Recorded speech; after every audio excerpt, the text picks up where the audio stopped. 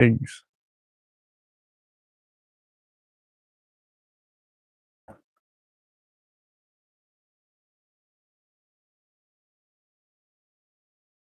But I guess the recording. I can hear you, but I guess your recording software is not picking you up for some reason. Oh, for everyone that's live, this is fun. You get to speak to me. I'm going to be the voice of the radio for a Jack's a few moments. nerd and he should shut up. And I fixed it. whilst she has issue, can you be heard now? I can be heard now. It's because of it was defaulting to my other microphone. Sorry, we're back. It's another Night Here's podcast episode. I apologise. Then I fucked up my voice for it. Fucked up my sound for a little bit. Well, to be fair, this was the best intro we've ever had because it was mostly me. The worst intro. So, as you can see, Jax, if you're watching the stream, as you usually watch stream, so that you can see the chat, because I have a habit of forgetting to look at the chat. Yeah, first episode, we're watching The Peacemaker. Well, first thing we're on about Peacemaker, this is mostly going to be Jax talking, because I haven't watched it yet. I've seen clips of it, and what I've seen of it looks really interesting and fun, but I've not seen it yet. I don't have, what's it on? Well, it's currently on HBO Max, and you can get it on Prime. I'm currently using a VPN and my wife's account. So that's how I'm watching it. But yeah. So Peacemaker, it's their second season, and it is following on literally weeks after the event of Superman, the movie. It's all part of the same universe, and it has been fun. A lot of dealing with the events past. We do get a different beginning to the original ending of the series, because since the two series, in the between times of the series, the DCEU has completely died, and the new DCU has begun. Yeah. So they changed the ending of the last of season 1 to now have the new Justice Gang in it instead of the Justice League from the previous. And we get a few short cut scenes to show what things are, some things that are canon from the original James Gunn stuff to the stuff that is now coming out. But the main story overall is Peacemaker is feeling really dejected by everyone. You know, he's done some bad shit. But I've seen the interview with Maxwell Lord of. Wait, yes, you said you said my helmet was kind of stupid, and this guy's a jerkwad. Yeah. And I'm just like, it's so funny because so for a start, one of the reasons I love the new Superman film and I love this universe is because it gives me one of my favorite characters in Guy Gardner. I will never hate Nathan Fillion in anything. Nathan Fillion is brilliant. But he plays this role so well. But this actually shows him so much more of an arsehole than it has been shown in Superman. And it is just perfect for the comic books. So this whole scene starts with Peacemaker walking into an interview at a crappy old building to be a member of the Justice Gang, Maxwell Lord's Justice Gang, and a bunny dressed Superwoman comes running out of the building crying. I can't remember her name. She has appeared in a few issues. Shut up, phone. Yeah. Anyway, Peacemaker sits down of his interview, and they press the button to start talking to him and ask a few questions. And when they turn the microphone off so to stop him from hearing what they're saying, it turns out that doesn't work, and it keeps projecting the sound out into the other room. Now you work out why the woman was so upset. Obviously, they were saying some bad things, and Guy Gardner is just adding to the piss takes. He's like ribbing, he's egging everyone on to say things. He's just literally just setting them all up perfectly. And then finally, when Chris turns around and says, "You do know the mic still works, right?" You're not going to hear you, right? Like, what? Oh my god, I kept talking to that girl's camel toe like 5 times. Guy Gardner did. It's just about that. It's the mother He joke. knew what he was doing. It was. I think the funniest part of that is just the Maxwell Lord's remark of going, "No wonder she left crying. I kept talking about a camel toe."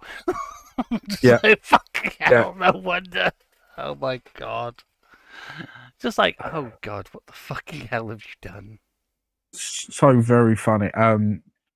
But a plot point that was brought out in season 1, and was kind of important in Superman to some extent, is that Chris's dad owned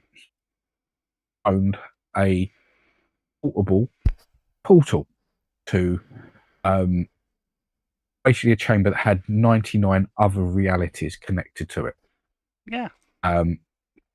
And that's where they stored all their weaponry and stuff, basically all Peacemaker's costumes and his dad's costumes. Pardon me.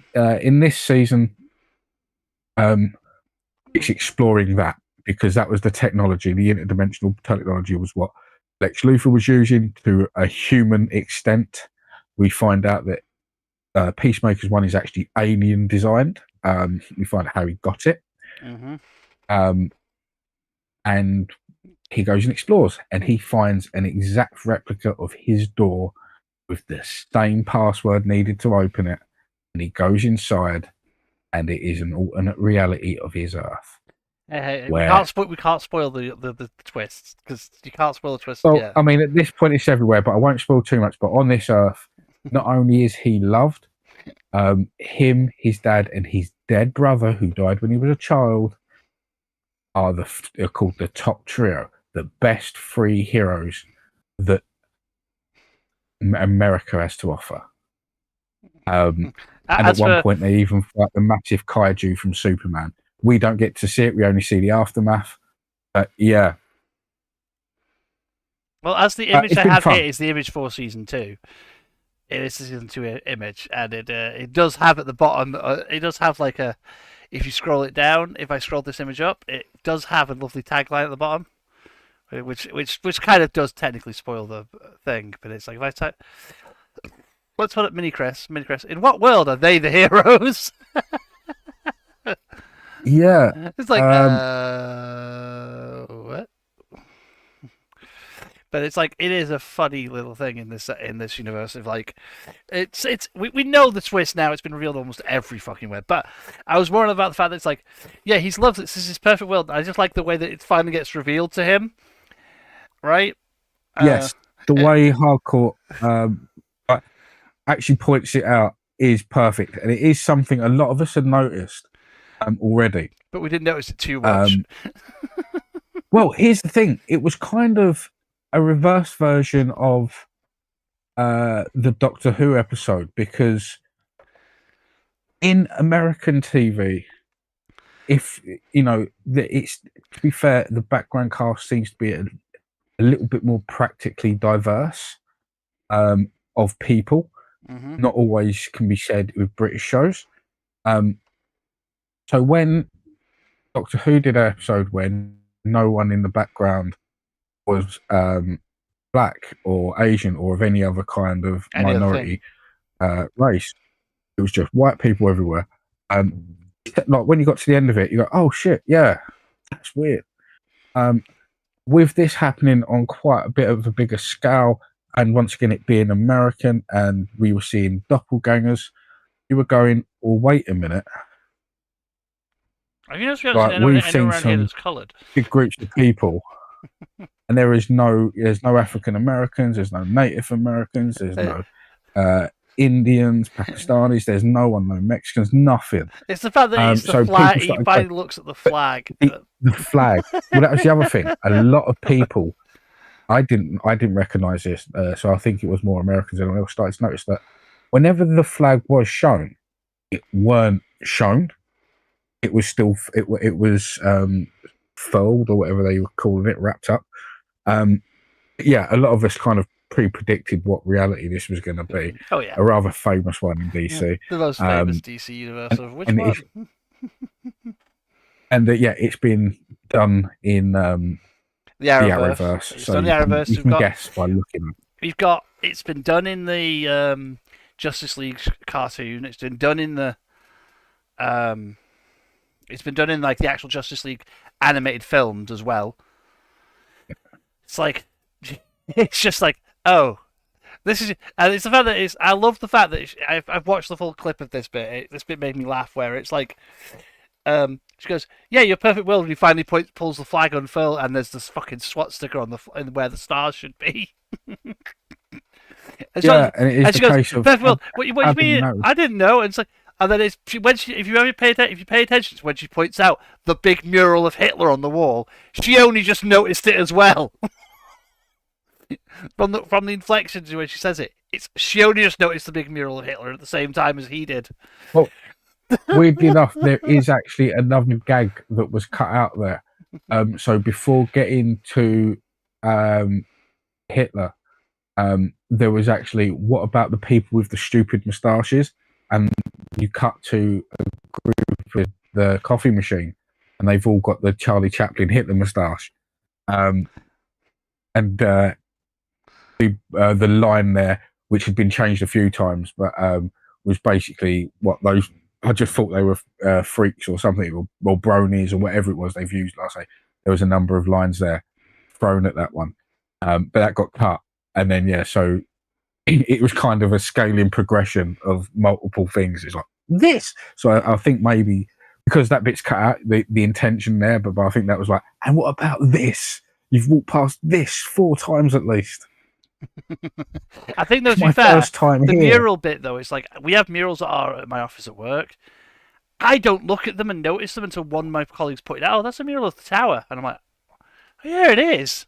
Well, so weirdly enough, I can't remember what big American airport this is, but it's one of the big American airports. Lots of people walk past this massive memorial every single day, and you can ask tons of people about it. And they'll go, "Oh yes, a memorial. It's got like soldiers and stuff on it."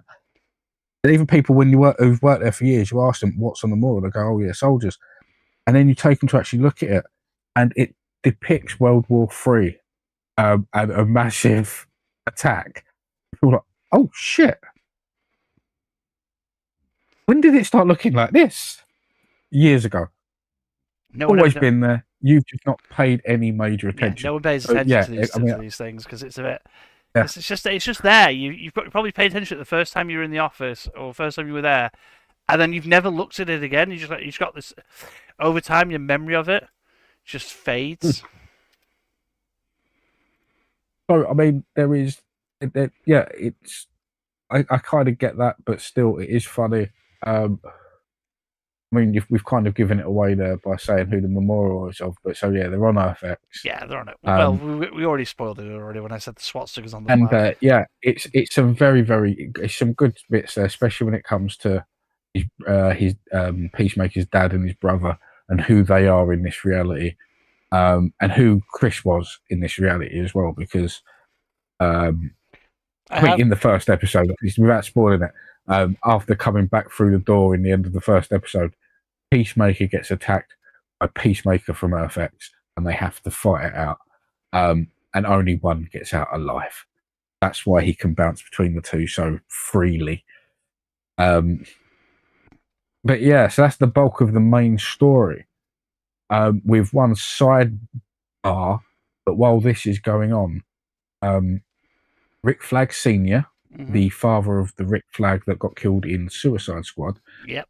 Who just happens to look exactly like Rick Flag. Who? No, not really. He's a very old dude with black hair. The other guy was young and blonde. But anyway, so Rick Flag has been around already. We've seen him in Creature Commandos, only with grey hair. Mm-hmm. No one is willing to answer the question, what happened there? But this is the first live action viewing of him, voiced by the same actor, meant to be the same character, still in charge of Argus. But he wants some sort of revenge on Peacemaker for killing his son. And he's kind of using his powers to get it, as well as further Argus's goals, in an attempt to track down the multiversal device the Peacemaker is using. Rick Flag goes to meet Lex Luthor, And it's quite funny because this is very, I mean, it is very well acted, and many videos on this scene.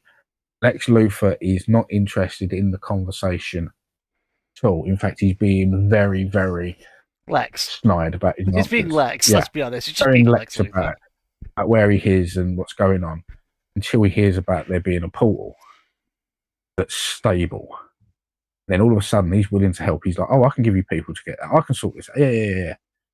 And by the end of the series, all of Lex's people are out of prison except for Lex, working for Rick Flag in detecting and traveling through portals. Very, very good.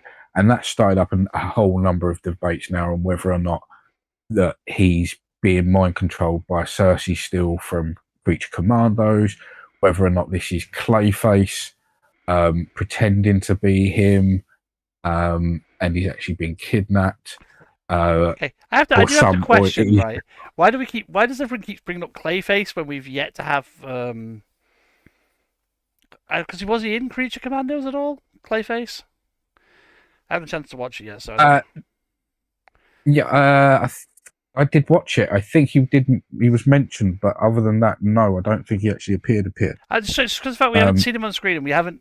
If we haven't really heard of him, why does everyone keep going? It's Clayface in disguise. I'm like, Clayface is usually a Batman villain. Well, he appears for all the characters, but he's. Well, here's the thing. There is a reason for it. It's because Clayface under the Gunn universe is going to technically be the first big reveal into the Batman universe for James Gunn, with the fact that he's having a standalone film. And because Clayface is kind of the mystique of the DC universe in many ways, it makes a lot of sense that he would appear in these episodes not as himself, as it were. So, for instance, the leader of Bravia in the Well, would you explain why Rick Flag Senior kind of looks just like Rick Flag Junior, except with grey hair?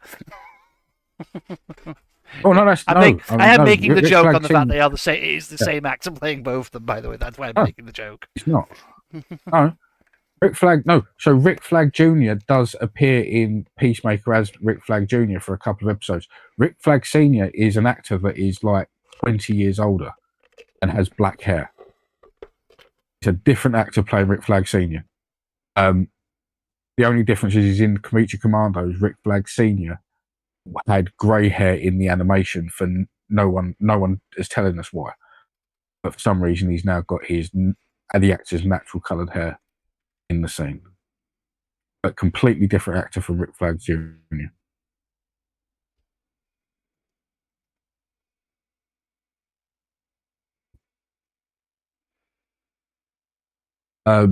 Yeah, so the reason that it could be Clayface is because towards the end of the series, he's acting very, very differently from how he was at the beginning and how he was in Creature Commandos. And also, it would explain why the leader of Bravia went so crazy towards the end, or the whole way through when he's like sitting there watching a guy get shot, because it's actually Clayface. And that would mean that he didn't die at the end of that movie as well, because he would have just splattered into goo and then reconstituted himself and walked away. Ow.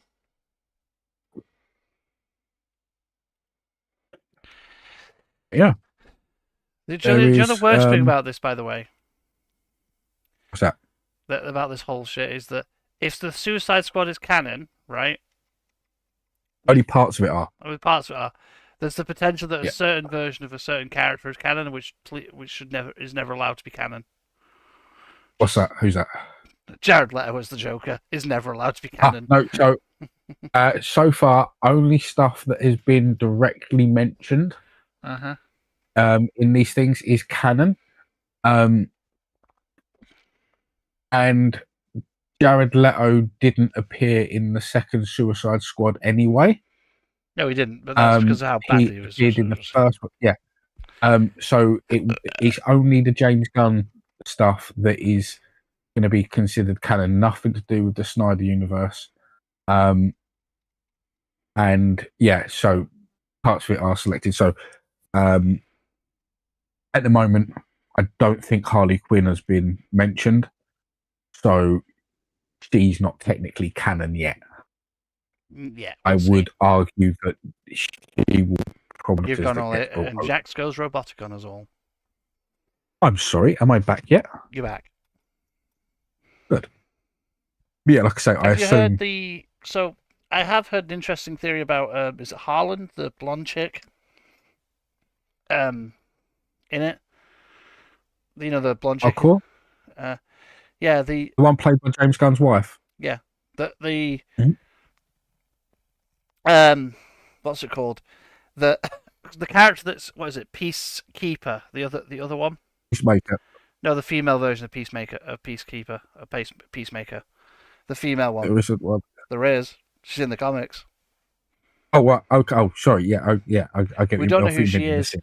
We don't know who she is in the. I know. Yeah, I know you mean. Okay, yeah, there's currently a theory where by the end of this that she's going to become that character. Which is well, I don't know about that because this, according to James Gunn, this is the final season of Peacemaker now. Mm-hmm. These characters' stories will only be followed on in other movies and other media. Peacemaker in particular is coming back for Man of Tomorrow. But as for the others, we do not know. So far as for what James Gunn said, there is going to be no more Peacemakers. Oh. But yeah. So I mean, that doesn't mean as a series. That doesn't necessarily mean that we don't get a Peacemaker film out of all of this. But, though, because I haven't watched Peacemaker much at the minute, but should we move on to our second topic of today? I will. There is one thing I just want to add to it, is that the big thing at the end, the big reveal at the end, which is the team, before everything that happens two big things happen at the end. One of the big things is the team buy themselves a building and start a business up called Checkmate. Does that sound familiar? If you read the comic books, yes, in the comic books they are a branch, another thing like Argus that is privately owned by just forgotten the name. I said it 5 minutes ago. A woman who's in charge of everything. Tipping my tongue. I can see Batman saying her name. Waller. Waller. Yeah, Amanda Waller. It's her private company, so and they do the same sort of crap as Argus. But it's kind of looking like it, because it's her daughter taking over and calling it Checkmate, that they're probably going to be the anti-Argus and trying to do anything they can to prevent what they're up to and some dodgy shit. But the other big thing is the planet used to hide Peacemaker, and what they're going to use now as their prison for superpowered or enhanced criminals is a planet called Salvation, which, if you don't read the comics, won't mean anything. If you do, it was the spark point for the Infinity Crisis storyline, in which you find out it is a planet owned both by Darkseid and the New Gods as a training battleground for their new soldiers and warriors. And it doesn't go well when Darkseid appears. It'd be very weird though if the DCU starts with a crisis happening, but also at the same time it could be them a de facto way of them just going, you know, like the crisis event happening, of going, this universe is starting from scratch, and these actors are going to continue as these characters, but we're going to start this from this universe where, you know, this whole new 52, you know, not 52, but you get what I mean, like this new universe of some of these characters are going to have very bit differences from previous ones, or the similarities. Well, and we can then start introducing characters certain properties that are DC properties, possibly, that are originally weren't. Not originally weren't, but that people might not realise are DC properties. But what it will allow, so Infinite Crisis was quite a long storyline anyway, but it does sort of reintroduce a new version of the multiverse, which would, if they do this, if they're planning to actually get this story done, maybe 10 years down the line, with it being this as their climax, that would be a great time to then, because by then they'll have their own Batman out, they'll have their own Green Lanterns, Superman, all the big characters, Wonder Woman, and then that's when you can actually go, well, let's do a multiverse story in which we maybe get back some of the previous actors that have played these characters. Maybe their Flash with Grant Gustin, and maybe Ship, if he's still up for it, playing Jay Garrick, maybe a Brendan Roth and Sweat combination for a Superman, and because that's where that universe is, and they can denote everything again. So it'll be interesting to see what they do with that. But what links to that being storyline that they're going for, the Final Crisis one, is that one of the other things is that it's a big detective story in which Green Lanterns have to get involved because Darkseid gets shot by a bullet that's travelled through time. Time, you From say? Earth.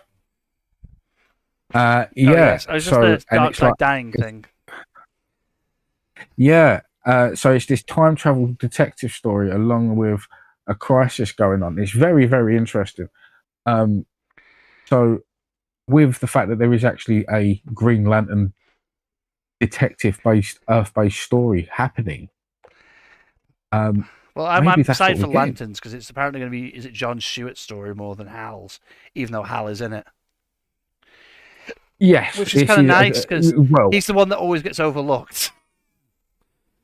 well, here's the thing: we really don't know, because the only big story points that was ever really released was from the original idea of Lanterns, which was going to be set in 3 different eras, one focusing on Alan Scott teaching in his later days, and finding out he had a daughter called Jade, and maxing those powers, showing the difference between his rings and his powers and hers and stuff like that. Yeah.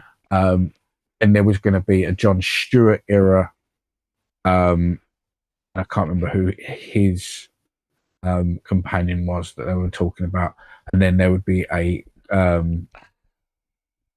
Rayner era, later on, the latest era. Anyway, I'm going to move on from DC because we've talked about DC enough. Perfect. We're going to go and talk about our second topic of the day, which is this one here, that we have different opinions on how this show ended. Yes. Because both of those. And I've watched it again. I've watched it all again a couple of times, and my opinion on how it actually ends hasn't changed.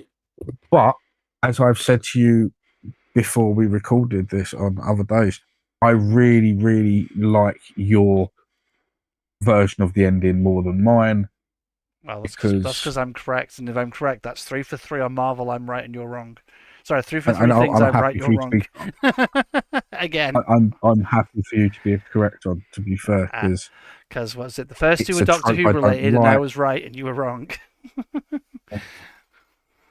It was, like I say, so Marvel Zombies. I will say, getting to see Kamala Khan, Kate Bishop, and Riri back as like a team, like as we knew they were going to kind of team, and getting to see like the characters that we haven't really seen much of in the rest of Phase 5, other than like the first time they've all shown up, and that's about it. You know what I mean? Doing something like the first episode with the first episode pretty much started with just going dark from the beginning. I was like, oh, it's an animation. They're not going to go that deep into it. The very first fucking scene is them ripping a device outside of the chest of a dead zombie. of a zombie. It's Yeah. straight up. I mean, we should definitely start for anyone that hasn't seen this. I mean, you're going to get spoilers. Tough. You should have watched it. But if you haven't seen it yet, and you have read the Marvel Zombies comics, this isn't the comics. It does not follow. Yeah, it does not follow any of those story beats. It follows on from the What If episode of Marvel Zombies. Yes, and I mean we loop into that story a bit later on, but yes, it is part of the What If Zombies universe. Which I don't mind because there are two different types of zombies, two different zombie universes in the Marvel like comics themselves already. There's the one that's the time loop universe, and then there's a different one which is there's the hunger, and then there's the hunger in another universe which is completely different. That does just turn them into mindless zombies. But because there's two versions of it and there's two different zombie universes, it's really, really interesting seeing that this zombie shit in Marvel, even in the comics universe, has happened in multiple different ways. So it's just another third zombie universe in the Marvel multiverse. Like very true. And also, like we get Riri, Kamala, and what's it called, and Kate together. And then they are, they're and Kate together. They're all like, they get this like. I love the dynamic. They're like, you've got from like the get go, you've got this establishment that these three have been surviving together this entire fucking time. Like you can tell they're friends and like they've been surviving and they're just kind of jaded from being surviving in the apocalypse. And it's like they're trying to figure out who's going to cut open the chest, and it's get the chest to get this thing that they've detected zombies. And it's like they're just going. Rock, paper, scissors, and you can see because they've been together for so long, they keep doing the same thing until one of them finally twitches. Did we work out whose body that was meant to be? No. Okay. I think it was just meant to be a random person, basically. But we get the story beats of that, and then we get this thing out of them. Then they've analysing it. Oh, it's a shield thing. We could possibly send a secret signal to a specific organisation known as the Nova Corps. We get the Nova Corps finally getting like another little bit of acknowledgement outside of the one time they really show up in the MCU, like the one or two times they show up. Yeah. Like they're not really that big thing. And then we get them going on the road trip in the what was it? What's they called the car? Jax, I think both me and you I love the fact they called the car that. Yeah, it's the Uhura. Yeah, it's it's her first name. I can never remember her first name. Yeah. But yes. No, they call it the car is called the Uhura. Oh, is it? Yeah, it's not an Naoto, it's called the Uhura. It's like that. I was like, it's like I'm like that is a nice little like Star Trek reference, and it's like. Of it, and then we get Riri's only got like a gaunt, like a weird like blaster gauntlet. She's not got a full suit because she doesn't have the fucking resources to build a full suit. But we've got Friday in control of like an old Stark suit, as you can see, which is kind of neat. We've got Kate with her arrows, and it's fact that the very first zombie hero we encounter is Zombie Hawkeye, who is just firing arrows willy-nilly at them, trick arrows to get them willy-nilly. It's brilliant because it's showing that the heroes, even though they're zombies, are still technically able to use all their abilities and powers and shit. Like it's establishing in the baseline. It's like, oh fuck yeah, and it's brilliant. It's such a good like. We then get the scene when they get to where they encounter the big massive hole through a mountain. Like someone fired some massive beam through a mountain that they drive through. To end up in what is later referred to as the Valley of the Broken Gods, which I think was awesome. It's such a good sequence of them. At the start where you're just like, oh, what's that? What's that storm in the sky? To then the blasts hitting the ground, and then when the final reveal of it being Icarus versus like a zombified Captain Marvel. And you're like, oh, like he is literally fighting her to make sure she never leaves the Earth. That's all he's doing. Well, no, that's not. So this is a great. So I've heard this been explained. Mm-hmm. because this has been asked about. So when the zombies started taking over, it slowed down the resurgence or whatever the thing was called, where the Celestial was meant to be born. So the what they bloody called The Eternals were sent down to fight them. And most of them were being taken out by the Eternals, except for when Captain Marvel changed, who destroyed the lot. The only one that could stand toe to toe with her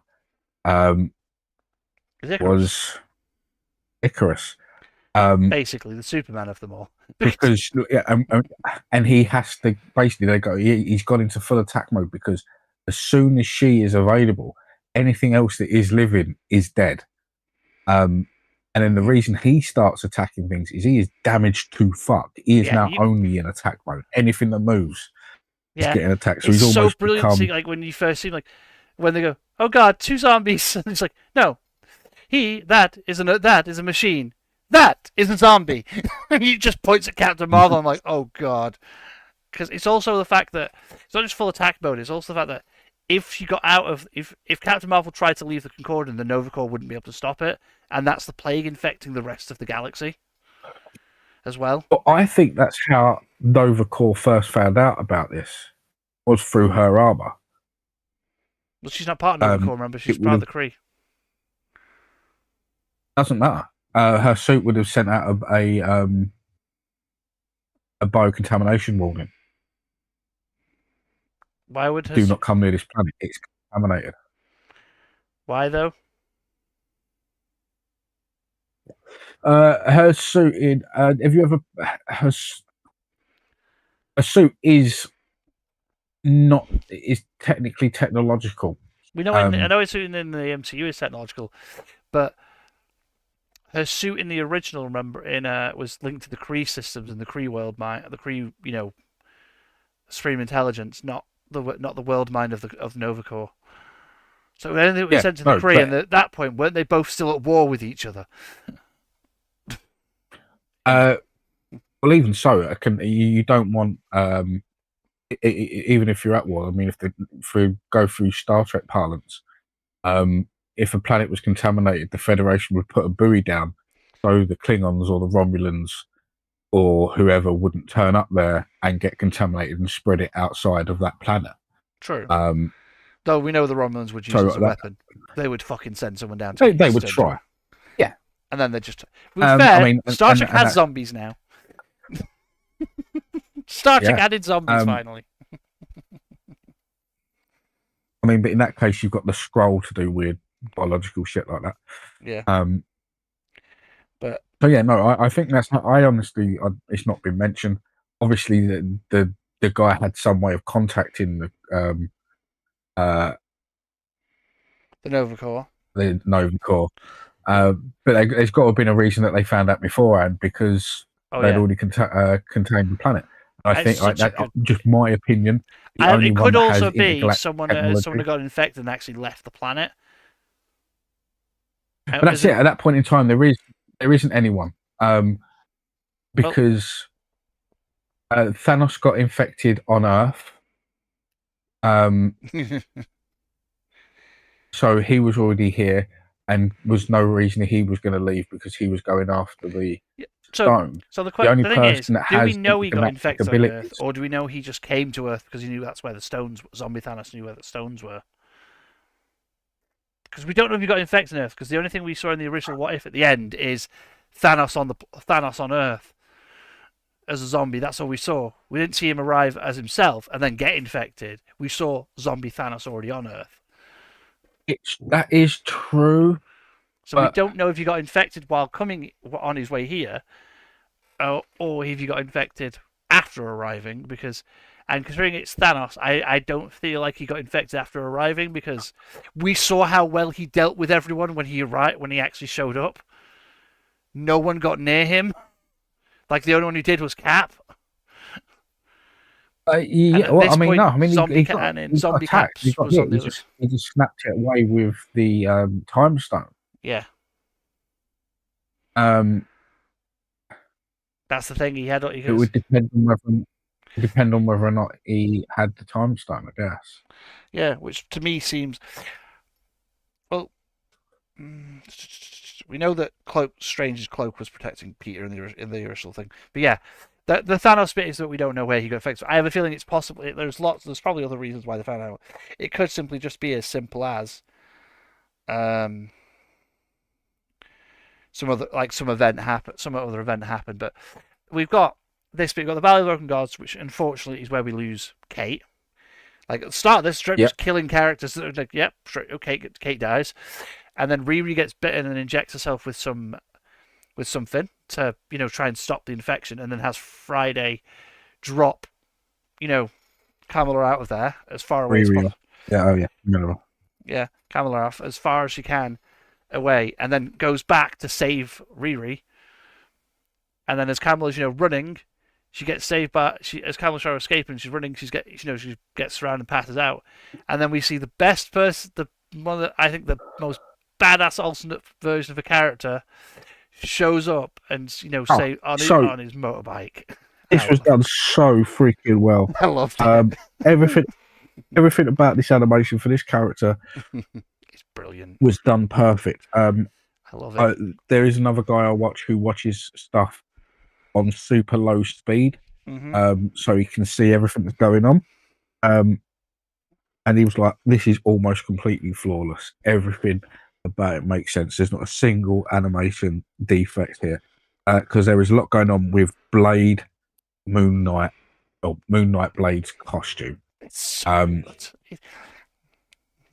It gives him a cape whenever he needs it, and then it rescinds itself back into itself. You see it just appear and disappear. Like, can I say one thing about this show? By the way, this is the thing. Yeah.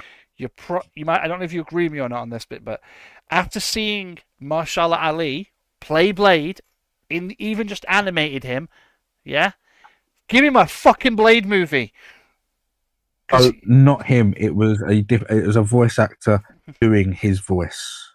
Was it a voice actor? But he had his appearance. That's the definite thing. That was not like based on. Yes. So it was based on the Blade's appearance for the MCU, which so far is Mahershala Ali. Yet still, so far, he has not played the character except for as a voice at the end of Eternals. Except at the end of Eternals. What the hell? It was not. Was he not? Oh, it was voiced by Todd Williams. Wow. Yeah. Oh. So that doesn't look good really for. No, but can we have Todd Williams be Blade instead? He's fine. Can we have him be Blade because he did that character really well? He did incredible. I did not realize it wasn't. I loved it because I thought it was. Yeah. I absolutely loved it. Getting to see Blade that was brilliant. And it's decided that they need to get a spaceship, and the only spaceship that any of them knows of is in New Asgard. Well, it's not that. They don't need a spaceship yet. It's not a spaceship yet that they need. They need to get to the Shield base at the minute to analyze what the thing is. Because they haven't analyzed what it is yet. Yes, and it's where we meet my favorite person, my current favorite person in the Marvel universe. Not because he's like, he's like a badass or he's all powerful. Just because David Harbour is a fucking legend, and I love the man so much right now. He does play the Red Guardian incredibly well. He does. I also like that in this universe. It's just like in this universe also you have Yelena as Yelena the Red Guardian, and I always forget her name. Oh, the mum. Yeah, the mum. Yeah, I know, but yeah, can't remember. Yeah, not that important. I always forget her name, but it's fine. But I always forget her name. But she's like, I love the fact that she always when she shows up, it's like it's her. She's in this one. She gets like a little bit of extra screen time after Black Widow, and I'm like, I love the interaction between the three of them. They're like, we're a family. It's just brilliant. It's like he is just goofy, and he is like that goofy dad, and that's what's really good about it. Oh, in this universe as well, it seems like they were never split up. Yeah. So there was never the thing that sent them back to Russia. So they did fulfill that full family thing for a lot longer. Well, we know it takes place after Ant-Man 2, right? Yeah. Because it's the whole ending is the whole thing that starts everything is he finds Janet, and in this universe, Janet's infected with the zombie virus instead. But the thing about it in this universe is, which Ant-Man 2 takes place the same time as Black Widow, technically does, because Black Widow is directly after Civil War. True. So at this point, it's probably post Black Widow, but it's all before the snap because Thanos was still around at this point. But it's like it's so brilliant. Well, the reason I don't think that, and I think it's that they would have had longer, is because the mum is still alive. Mm-hmm. So the events of Black Widow, in some manner, didn't fully complete themselves. But also, it's such a good like this is only the first episode, by the way. They meet these three in the first episode, and then they come under attack from who we now see zombified Okoye, leading an army of zombies that all have red eyes. Leading all following the Queen of the Dead, who is we don't know who that is yet. Then it's like it's brilliant, and then you get to episode, and we get the brilliant bit where they're still the zombie, and like she's blowing the Queen of the Dead's army just begins to attack, and all the zombies that are being controlled by Yelena's mother by like technology are all like armed with like spears and shields and stuff, and are attacking the other zombies, and then you got mines just being blown up. You know what I mean? Yeah. It was very, very. It was good. such a good scene. I'm like, this is better than the final battle in Game of Thrones. In many ways, yeah, it had. It was epic. It was brilliant, and then it's we get a zombie abomination being used as a battering ram to get in, and I'm like, oh my god, that is cool as fuck. Watching zombie abomination, and a zombie. I always forget a bloody name. Ghost.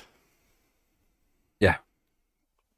And Captain America being thrown by the Abomination, like Captain America's top torso being thrown by Abomination into the building. It's such a good. That's the funny bit. His head wasn't destroyed in the original episode.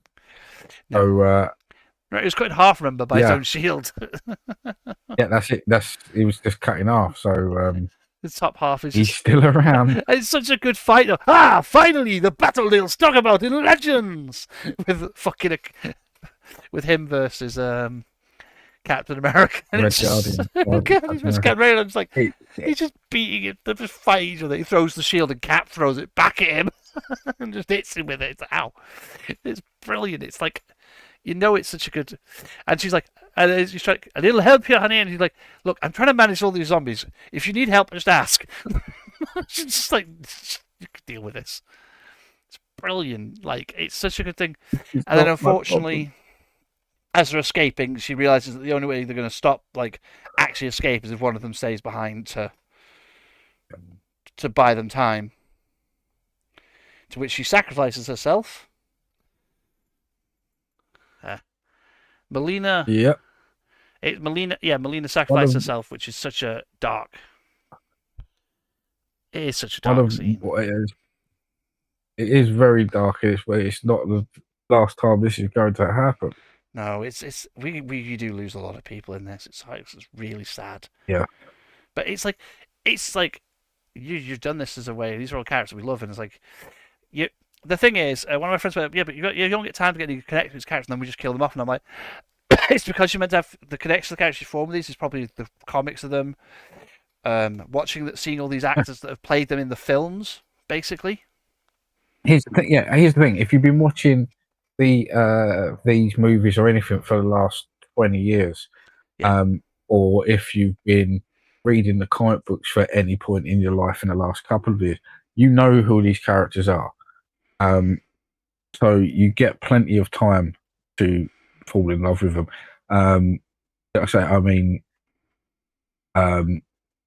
Ilana's been in now multiple movies and Yeah. TV shows. All of them have been in multiple movies and TV shows, with exception of Kate Bishop, who's only been in her show, And barring a cameo. well, No, because Riri was in Wakanda Forever, so Riri got two films. But it was exactly. So I mean, these are all people we know at this point. Yeah. But it's like we get this nice little scene of this happening, and it's like of that, and it's like, you know, they escape, and then but just as they escape, Ghost goes through the, you know, the phases through chasing after them, and we get the most brilliant scene, in my opinion, of superhuman senses versus someone who can basically not teleport, because we know Ghost can't teleport, it's that she just phases in out of reality, but versus someone who can phase themselves out of existence to avoid hits. And that scene is so well done. You know, Blade versus her, and I'm like, this is how I've always imagined Blade fights. It's like, yeah, he's half human, he's half vampire. He's what the vampires refer to as the Daywalker. It is so well done. And I love that the trailer, almost every scene we saw in the trailer was from the first episode. Yeah. We did not get like very many. The only scenes we only got from later episodes were literally just like shots of zombified characters that we don't meet alive. We already knew of. Yeah. Yeah. And I'm like, this is brilliant. That's why you did it. You only gave me the first episode in the trailer, and I'm like, because episode 2, we go to episode 2 with, I love the opening for episode 2, where it's basically the beginning of Shang-Chi. If you pay attention to it, it's that first. Yes. It's the first bits from Shang-Chi, but everything's as the outbreak happens, as I'm trying to escape and everything, and I love that it's his father that comes with the 10 rings to save Shang. And as Shang gets bit, it's just you know that, like, him just you know who he's on about when he says sentimental old fool, you sentimental fool. He's not on about himself. He's on about his son as well, because he knows neither of them, both of them, are soft-hearted. Yeah, when he gives him the rings I mean, to this was him. very good. I mean, this did show a side to that character that we didn't get to see until the end of the film. We only got to see that to the end. We only got to see the end of the film, and when he finally realizes that, oh shit, I fucked up. Yeah, and by that time as well, he's incredibly, because of everything else that's going on there during the days that he's back, he's incredibly deeply hooked into the demons. So actually, him being there and fighting off, he's probably not been back to his home for quite a while at this point, because they seem to have got to America quite rapidly. Yeah. But it was the bit where he hands the rings over and just says, "Remember what your mum taught you." Yeah. Because that's what's going to keep you alive. Yeah. That I thought was very good. It's like, that's my dad. It's fun that you get all the reactions. Like, I think it's Awkwafina that voices her character again with Simile. Yeah, they both came back. Yeah, I love Awkwafina. I've seen her in that. You know, the one where the lottery film where she wins the lottery, and that when she moves to LA. The one where they're all. Okay. It's basically Running Man, but you know, like, she wins the lottery, and the goal is that she has to survive 24 hours to get the money. If she dies, if someone kills her, they get the money instead. So everyone's trying. It's basically Running Man, basically, but you know, with and I just love it's her and John Cena, and it's so funny. I have to give that a look. It's on Amazon Prime. It's not the best film, but it's actually just like one of those genuinely just like a buddy comedy, but with like a silly twist. If you know what I mean? Yeah. Because it's like all of a sudden all her neighbors and all of the people that know her want to murder her to get the fucking money, and it's like, oh god. As you would. I get that. Yeah. It's brilliant. It's such a funny. I can't remember what it's actually called, but it's like it's got Awkwafina, and I love her. I love her in most things that she's in, because every time I've watched her in a film, she just makes me laugh. She's genuinely a good actress, and so is John Cena's genuinely a good actor. I'm like, every time I see them in something, I'm like, I actually genuinely enjoy seeing them perform. But yeah, no, they are very good. Yeah, we get this bit where we get the first. We're then introduced to how Shang-Chi's group of survivors are, where they're basically Mad Maxing it, and that's what I really like. Yeah. They are Mad Maxing it, and it's brilliant. Here's the thing: I thought you would have noticed this, and to be fair, I noticed this a couple of people. this hasn't been something that anyone's confirmed. Mm-hmm. They are Mad Maxing it 100%, but they're smuggling cows. Yeah. What show do we know where the first episode that we see them in, they're smuggling cows? I can't remember. Firefly. It's a Firefly reference. They put a Firefly reference in the damn show. What? We're supposed to guess. 100% sure it's a Firefly reference. It's yeah. And I thought it, and then I've seen a few other people online going, "That's 100%." It probably is. It's a Firefly reference. I also love that the fucking the bandit gang that tries to take are Skrulls. It's just to show that what happened with the Skrulls. Like, but I like that it also shows that because this is the post-apocalypse in this area, it's post-apocalypse, that the zombies are kind of like you would imagine. They're not the big threat anymore.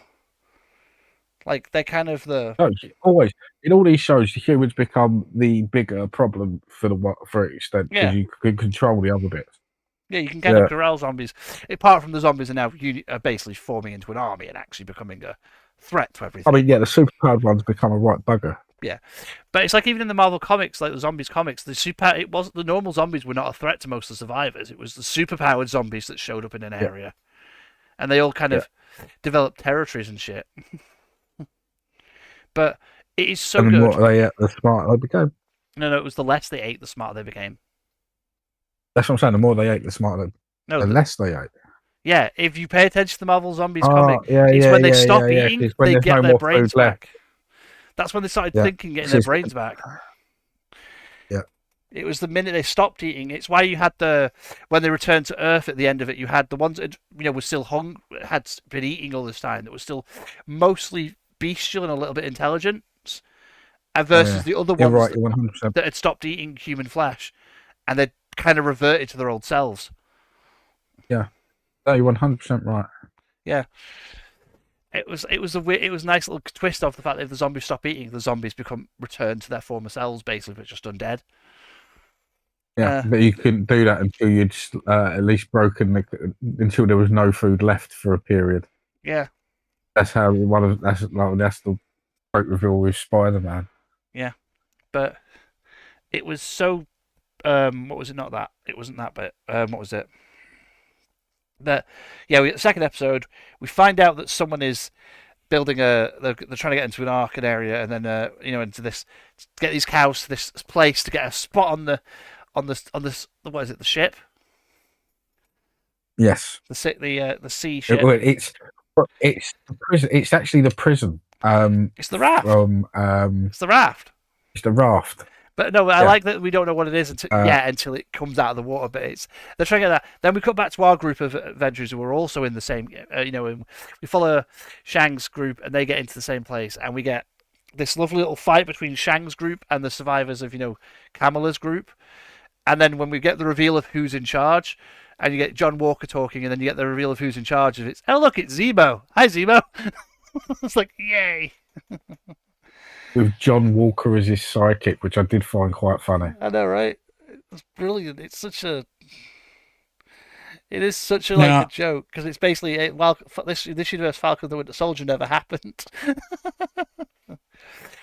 Well, yeah, but here's the thing: certain things would have still happened, and this is what got me, because we know when, we know at what point the zombie outbreak happened. Yeah. It happens post Ant-Man 2. Before that, still, yeah. So all the events before that still did occur. Mm-hmm. And there is a point where he sees the heroes. He's like, we can always do with heroes. Mm-hmm. And he seemed to be too happy about it. And I was like, that wasn't what he... Hello, Robot Jack. About in... Sorry. Am I back now? You're back now. Yeah, that wasn't what he was fighting in Civil War or in that area. Yeah. So I was like, that's what got me. I was like, that got me immediately suspicious, because it was like, wait a minute. And then the raft, and then the Atlanteans, and then I was like, we're about to see Namor, aren't we? We're going to see zombie Namor. We're going to get zombie. Yeah, Namor. I mean, that was the bit. It's like, first of all, I was like, maybe what's going to happen is they're going to go into Namor's territory, and Namor's going to get pissed. and somehow he gets infected. I didn't think No, from out the back we were going to see him infected. no, zombie fucking Namor was just oh shit. Zombie Namor. Oh god, that because Namor. Yeah. And I love the fact that he's like, they are making a sacrifice to save the rest of us. We found that if we feed him a few people, it's like that. Ah, there's Zemo's fucking trick. That's how he keeps them off him. That's why they kept feeding them. Yeah, no, I just thought that was so on point. And then when Namor like breaks into the raft and they lock him in the Hulk chamber. Yeah, I'm like, that chamber would contain. If that chamber can't contain Namor, it's not containing the Hulk. Yeah, and it took a beating, to be fair. It did. But then we get It won't definitely not Hulk proof. No, it was. We get the Atlantean zombies breaking in, and it's like, oh dear God, they are just ripping and infecting everyone, and you get both Shang's group and Miss Marvel's group both fighting side by side to escape, and then we get. Because we are summarizing, we're not telling the whole everything that happens. We're just summarizing the episodes in a quick way. We get the whole towards the end of the episode. They're trying to get in the escape pod, and then and then Yelena runs to the command deck and we get Yelena's sacrifice, and it's like, oh, because you can feel for Red Guardian, who's just lost basically his equivalent of his wife and equivalent of his daughter in the span of a few days. And it's like, damn. That is just, it's like, just sacrifice, Yelena sacrifice to save the rest of them. They are then washed up at the beginning of the next episode, washed up on the beach. And I love that Zemo, again, Zemo is just going, remind me to never go with you guys. Ever again. Just like, yep, there's Zemo. It's completely no, not with it. To which we have zombies with spears through them that aren't dead. And then, as they're walking, a spear gets chucked and lands in front of them, and we get our lovely Tessa Thompson, the Valkyrie, as they have found New Asgard. Because at this point, they're trying to find a spaceship, so they can go and do the Nova Corps, what we spoiled earlier, to go and find the Nova Corps. Yep. And I love this entire sequence of as they get there, you've got the Asgardians just. Everyone's eating all this food, being like, yeah, no, lots of food she brought. Who did? The Queen of Sokovia. Sokovia doesn't have a queen. To which it is revealed as Wanda Maximoff, looking human. Yep. Which is not the state we know her to be, because because in the What If episode, we know who was the ultimate bad guy that showed up at the end of that episode. Yes. So there's definitely something off. And I love that Kamala. You can tell that Kamala, even in this universe, is still such an Avengers fan and such a because Kamala Khan is she is the fangirl, Marvel fangirl in the universe. The Iman Velley plays her in real life. She's also helped write a bunch of her latest comics. And she embodies that character really well. The actress Iman Velley is Kamala Khan, in everything at this point. She's the equivalent of Ryan Reynolds for playing Deadpool is Kamala Khan for playing, to me, Kamala Khan is Miss Marvel, if that makes sense. To you, Jax? I would tend to agree with you. I just wish Marvel, the MCU, would portray the character as the character from the comic books. Because we know that she's a mutant now, and we also the blue band thing has actually started to appear in the fucking comics now lately in the newer version. Yes, yeah. Well, yeah, no, I do believe she has the cosmic bands now. I think it's one of those things of I think the reason why she had it originally when they were is because they were still in the middle of the Fox deal, weren't they? When they initially designed the show. No, so she was an Inhuman. It's complicated. Yeah, so because of the Fox stuff, they couldn't call her a mutant. Yeah, and the Inhuman stuff was already considered to be a bad idea. So they went with another one of the sort of cosmic gimmicks of the Marvel Universe, which is the cosmic bands. Yeah. Um, Or Bangle, as we're calling it. or Bangle, as we're calling it. They're an incredibly powerful weapon in the Marvel Universe. It Are they gives able you to great, open? really, really good powers. What was interesting is she didn't have the second one, so that means that one's still floating around out there. We got that. But it does. It basically gives her the powers of the original Captain Marvel, which is not Carol Danvers Captain Marvel. It's Captain Marvel, This is a character called Marvel, who does appear in the MCU, but is in the MCU gender swapped. Yeah, and not actually the character either, which is really annoying. It's one of my big annoyances with the Carol Danvers character and Captain Marvel as a whole, and how the whole Captain character's been done, is they did it way too fast, and they destroyed so much of what made those characters great. Because Carol Danvers, before becoming Captain Marvel, is a ton of really powerful characters in the Marvel Universe, and I get you can't show all of those at progression in films, and I completely understand. But actually, during that first movie, it was time to do a really good not monologue. What is what's the thing I'm thinking of? Montage. Yeah. Of her being given, and the Captain Marvel moniker comes later on. Well, the way they could have done the montage, rather than they could have done it as a callback rather than as a here's the different name she had. They could have done it as a in that reality. They could have in the MCU. They could have just done it as a callback as here's the different costumes she wore before she settled on the this. Here's her as Warbird. Here's her as Binary. These are the names that she was given on multiple worlds as being this really powerful fighter. That would have made so much sense to me. And then showing her power set, in a way of showing her power sets go up like that. Her getting confidence with the powers over time.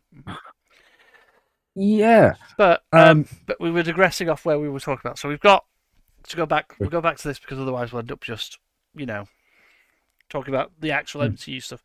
So we get New Asgard. We get Tessa Thompson showing up as Valkyrie. I love Valkyrie. We get Miss Marvel spotting Thor on the throne, trying to get him to talk, and he's just sat there and he's ignoring everything because and I love it because it is actually what it is one of it's actually one of Thor's comic storylines, isn't it? Where it is Thor in the comics. It's like the Thor in the comics when he lost his lost Mjolnir. When you remember that before. He does. He goes into a state of massive depression. It's when he becomes I believe he's just become the Your Father. Yeah. And I can't remember who says. I think it's Nick Fury. During a conflict, he whispers something into his ear, which we later found out to be Angela. Because that's what it was Original Sin. It was showing the Original Sin bit where at the end of it, and after who stole the Watcher's eye was Nick Fury. And all the heroes gang up on him. And at the end of it, he great rumor that it was going to be. Can't remember his bloody name now, but the actual name of the human that was in the comic book. So in the comic books forever. Donald a Blake? Human being with a magical staff. Donald Blake, that was it. Do you mean the jacket Thor was wearing and the name of what's her name's of Jane's boyfriend in the first movie? Well, yeah, that's what they put it in as a reference in that. He's my cousin, Donald Blake. So in there was a story that was being written by a fantastic writer before he died. And the title of it is What Happened to Donald Blake. And this was before they finally actually did a story sort of telling what happened to him. But the juxtaposition of it all is when the real Thor came back and claimed his powers, because that's exactly what happened. When he slammed his chained onto the ground. He was given the powers of Thor. Yes, because originally it was a mantle that could be passed along. Originally, well, no, it was because he found the long story, but he was only given the powers for he wasn't. So he would transform into Thor, but not for Thor. There's a whole series of how this comes about, but the story would go that when Thor came back and claimed all his powers from Donald Blake, he absorbed Donald Blake, and so Nick Fury would have actually whispered, "I know what happened to Donald Blake." No, but that not being the thing, that was only a rumor. That never been the thing, but that would have been the great thing to make him drop his hammer. No, but there were. But the thing that turned out to be was the words he actually whispered was "You're not worthy," and that's the actual thing he whispered, and then Thor loses all worth, and it's like it's because it's the self-doubt.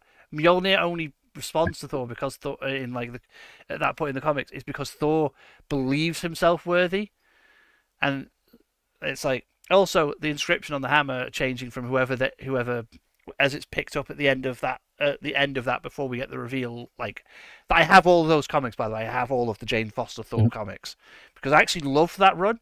People hate that run. A lot of people hate that run. Oh, why we get a female Thor? I'm like, oh, they're just making a Thor one. I'm like, no, it was actually a really good run because it led back to Thor returning as himself. It was a really good run, because it was also a lot of it was Jane helping him. Why did we have a goat-headed Thor? Why did we have a goat-headed Thor for so long? Beta Ray Bill. Yeah, I love one Beta of the best characters. By the way, do you know that Stormbreaker belongs to Beta Ray Bill? Yeah, it was. Yeah, it was actually that's. So weirdly enough, here's a bit of a geek fact. There is a reason why when Thanos uses Stormbreaker against Thor, it cuts through his armor. It's because in the comic books, that weapon was made for Beta Ray Bill to kill Thor. It's made to go against his defenses, both magical and armored. And they kept that they just kept it in as a little nod to the fact. The other rumor is that when the next time Thor appears, we are going to get Beta Ray Bill, and Thor will keep Mjolnir, and Beta Ray Bill will get the axe. Which would be nice. I would actually genuinely be happy to see Beta Ray Bill because I like the goofy characters. The goofy ones from Marvel are actually some of the best characters to see because it shows that Marvel themselves aren't too serious. We know that it's like Howard the Duck's out there. Howard the Duck is fucking awesome. No, so we do know he's out there because there is a carving of him as a champion of Sakaar on the tower, but we don't know what would happen to a champion if they wanted to leave. Because if he was because in the comic books, that he was the champion of Sakaar until Hulk comes along and Hulk turns him into a liquid mess on the floor. So it's possible the bit we've missed is Beta Ray Bill actually being alive, and Hulk going, "Not anymore, son." Hulk smash. That's how he became the champion of Sakaar. I love the Hulk in that movie.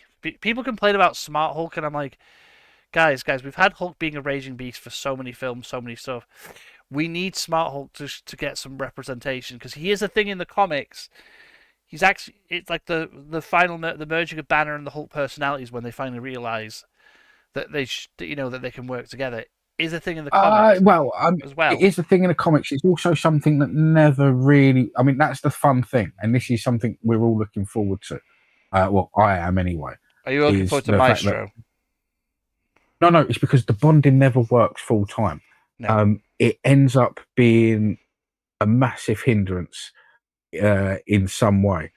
Well, we saw him like being a hindrance to him in we saw little tidbits, like as much as people dislike the She-Hulk show, I liked She-Hulk because to me it was just a fun little show. And some of the bits that people complain about, I'm like, but people have done this shit in the other films, with other characters, and why the fuck you complain about it just because it's She-Hulk doing it? Like, and the people that were complaining that she was breaking the fourth wall, and that's a Deadpool thing. I'm like, you have clearly never read a comic. That is a She-Hulk thing. Deadpool stole it from her. I mean, there is. Don't get me wrong. There is a lot of stuff to complain about that show, and it's none of the shit a lot of people are complaining about. No. For one, it should have been, in my opinion, it should have been a lawyer show. Ally McBeal show. It should have been a lawyer show. Have you seen the Wonder Man trailer? Yes. I am excited for the Wonder Man trailer. I'm so excited for that. Because it feels like they're doing what they should have done with but yeah. We're episode 3. We get the Asgard bit. One thing I would like to one of the big things about the Asgard bit is going to what we was just talking about as well with the weaponry. Is that the only weapon he can command is Stormbringer, because he's not worthy enough to use Mjolnir anymore. No. But it's not just that. It's when I love the scene though. It's like the scene when it's revealed that Wanda actually is the Queen of the Dead, and she's a zombie. Yeah. As the Asgardians start, I needed an army that would powerful enough to take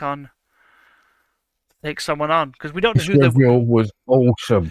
This reveal was so good. Where she just where the hex magic just dropped, and you see that all they've been eating is zombie bits. Yeah, all the Asgardians, all the superheroes that have just turned up, barring the vegetarians. Yeah. Well, not superheroes just turned up, because most of the heroes don't take part in the food, because Blade can go, nope, put that down. Because Blade knows. Yeah. He's telling them, no, don't eat anything she gives you. But it's not it's not that he knows. It's just like Khonshu is giving him a warning of just don't let him eat. I also love the way that how they get in, and like everyone else is like, is she just talking to thin air? Because only Blade, Valkyrie, and only Blade and Valkyrie can see Khonshu. Well, yeah, only gods can see gods, and their heralds can see them. I love it though. I also love. It's very funny the way that they did all that. Because everyone else is just like, are they just insane? Because you actually see Khonshu quite a lot in Reflection. Yeah, you actually Reflections. You see him also in like. She's quite nice. You went robot again. You also see him in like certain scenes as well. Like you just see him when Blade's talking to someone. Khonshu's just over his shoulder having a chat with him, and it's like. He's got a little glimpse of him every so often, and like I love the way they did it, where it's only Blade that can see this dude. It's like no one else sees him. Everyone thinks Blade's talking to himself. It's like, no, but it's so brilliant though in that bit of where it revealed, because only the person that ate the food was unfortunately Red Guardian, which is the sad bit, because this is where we lose the last of Yelena's crew. We do, and as they're escaping. He does. He goes out fine. But as they're escaping, I did love the scene when, as they're escaping, I will admit, I expected a certain song to play the minute I knew what was about to happen, when the ship was being pulled back, and then we see the lightning strike. I was expecting the immigrant song to start playing. I was expecting it just to start playing and have Thor just as Thor appears, and just have them do a whole, Thor wrecking the zombie scene before fighting Wanda. I did love him basically telling them, "Go, you idiots!" I'm just like, I love how they were all just busy watching him. The line I liked there was, "We need an Avenger." No, you're the Avenger now. Yeah. And it was good.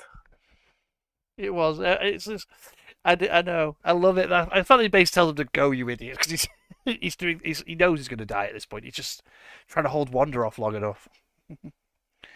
And then we get I love how we go from this joyous bit though to you now realize that there is no hope when they get to and the Nova Corps just appears like encircling the planet. Well, so they send the message off, and it's like, well, wonder how long it's going to take for them to get here, and then all of a sudden they're there, and they've been there a long time. Yeah. Go back to the planet, or we will destroy your ship. Yeah. It's like, oh no. It's like, it is just a whole like heartbreaking bit of, and then as they basically get shot down and end up crashing back on the planet, because the ship gets destroyed. But is it Kamala is able to use her powers enough to, form a shield around them all, to get them out of there, and they land, and we then get the episode 4's intro, which is a little recap of what happened at the end of the What If episode, basically. So we fought T'Challa and everyone. We we fought the zombie Thanos, and then T'Challa basically pushed him into the Wakandan core, which is what the Wakanda event that everyone's been referencing like throughout the series is. That Yep. basically the Infinity Stones got vaporized, and their energy's got like shattered across the planet, basically, and someone Now, had to absorb all of them. Now, here's something. All this is being told from Spider-Man's perspective. Yeah. He's obviously telling someone this story. And officially they said they did this because they wanted to respect the whole Chadwick Boseman death thing. Mm-hmm. Now, I would have said it would have been, and that's when they because the line there is, and I heard him whisper under his breath, Wakanda forever. I swear I heard him whisper under his breath, Wakanda forever. Yeah, something like that. Well, I think it would have been a bit better to his memory. Mm-hmm. To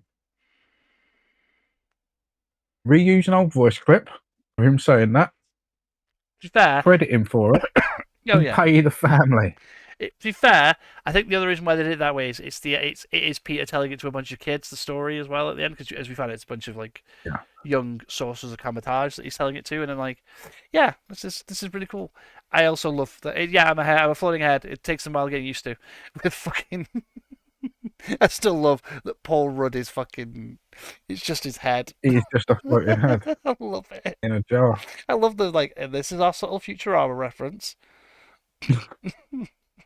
It's like it's brilliant though. It's such, and then we get the good. Minotaur dude. We get one of the Minotaurs from Kamar-Taj. He gets like a role finally of the. We get quite a few. We get a nice little collection of characters from the backgrounds and other things. Well, they're all if you pay attention, all three of them are characters that were in the background in Multiverse of Madness. Yeah. That we as comic readers know. Those three characters aren't being shown as background characters just because it's just this cool Minotaur and this. Those are characters that are actually important later in the comics. Yeah, they've done some shit. They've earned their stripe to be characters. Those people. Those are cool. Those are characters that I'm actually looking forward to seeing in more of in live action because Jesus Christ, they're beautiful. They're brilliant. But it is one of those things of I like this whole bit of basically the only person that could absorb the gamma energy, all the energy from the stones, as we saw in Endgame. I was made for this because the Hulk is get pure gamma energy, and the energy that the Infinity Stones give off when you snap it is gamma energy. The only person, and we have Infinity Hulk, and I'm like, and I love that we get this where the opening sequence where the Abomination tries to fight him and just gets ripped apart, and then all these it's like I love this watching him beat them all down. Like he's not even like raging or fast. He's just beating them down slowly. Like you know what I mean. Like not even like calm methodically. I'm like this Hulk is proper Hulk. this is just there was terrifying. a couple of great bits where just things like he uses his normal hand slam, but this just carves its way through waves and waves of zombies, just to show how powerful he is. One of the things I did like was when he did take damage. You could see the different colours irradiating out of them. Yeah, out of the wounds. And also the rapid healing of him as he gets just time to re-heal. Very, very good. It was such a good scene. It was such a brilliant fight sequence. And then we get the heroes arrive. They're fighting. Then we get the bit at the end where you and I have different theory. Your theory is, it was all a trick by Wanda. My theory is, no. The end of my exact theory, which I stake my nerd cred here, is right. I don't stake my nerd cred on this. I'm not going to stake my nerd cred on this, but I think is right. Which you prefer my theory, which is that no, that bit at the end was Camilla being basically tricked by Wanda into accepting the pact because she's the only one who has the powers strong enough to defeat Wanda. Yeah. Because if you notice, out of it all, she's the only one ever. If you notice in the fight, Wanda seems to want to take her off the board, repeatedly. Yeah. So Wanda's basically trapping them all in a hex, like she did with the Westview people, but this time consciously, so that everyone just thinks everyone, including the zombies, think the world is fine. Basically, that Yeah, I everything's get it. fine. Everything's fine. It's like See, back to normal because Wanda's the only zombie that has a higher brain functions if you pay attention to her. None of the others do. yeah. That's So the weird here's the thing. thing. So one thing we have skipped out through all of this is in each episode, Camilla is getting visited by in some sort of psychic manner by the Scarlet Witch. Yeah, she's basically Um, being hounded by her because the Scarlet Witch wanted the signal breaker, and seems to want Kamala for some reason. We don't know why. Yeah, and in one of the visions she was given, they were sitting drinking boba tea outside a really nice sort of outdoor cafe. It's not Vision. That was the dream world that Wanda trapped her in. No, that was one of the visions she had in the second episode, and then in the dream world at the end, she's given that, and that is what made me go, "Oh, wait a minute! No, It's just none of all the been a visions she dream got since in that every point." episode was just Wanda trying to grab her. None of the visions involved any of the other characters. It was just always Wanda. Well, either way, Riri is shown to be alive and kicking, which means her serum her serum worked, and also fighting zombies. But the sky is red. That's what made me go, "This is a hex." The sky is bright red. I hope you're right. I just, in my head, I've got it that you're gonna, when we do come back to this, you're gonna find out that it was all a dream, going back to that instance with where she was the Scarlet Witch had got hold of her mind, and that's why Riri's still there, and you're gonna find out Riri's still there, and so is. See, the problem with your theory for me, is the first vision with the Scarlet Witch does not happen until after both Riri and Kate are dead. Because the only time the first vision she gets is when she's knocked out, when Blade saves her from the zombies. She doesn't have one before that because she's not yet touched the thing. She's only given the device at the end, because before then it's Kate that has the device for the most part. Until the final. I'm going to have to rewatch it again, but I remember it differently. I'll interesting. Yeah, it's because the first vision doesn't happen until after. Because either way, yeah, like I said, I prefer your interpretation, but I'm still stuck thinking that mine's going to be what they do. But like I said, I hope I'm wrong, because yours just means there's more stuff going on. Well, for me, it seemed more obvious the fact that because at the end it's her basically giving in to the Scarlet Witch and saying yes to the Scarlet Witch, and the Scarlet Witch basically trapping them in a hex to go, "You're now mine." Because the problem is especially with what we saw in because it's very clear that she has her illusions, if you know what I mean. She's very much able to cause an illusion because in the whole Asgard bit where she appears and is straight up, looks like she's normal and human to everyone. Yes. Yeah. Even fooling, the gods. So, we're going to move on to our last topic. Today, our last topic, if you're listening to the podcast, is an interactive one. Because we don't really have much to talk about. And it is to do with Doctor Who a lot at the moment. Because there's not really much that's happening with Wonder Man. Is it Wonder Man comes out later this year? Yeah. Yeah, it comes out later this year. So I'm going to be watching that when it comes out.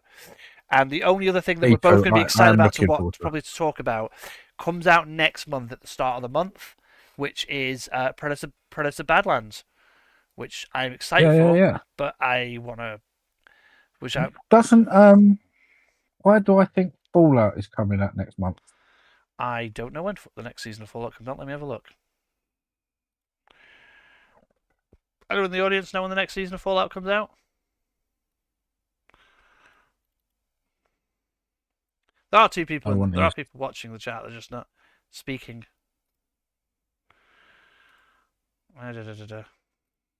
Da-da-da-da. We will do nothing to look for you. We will not check our analytics.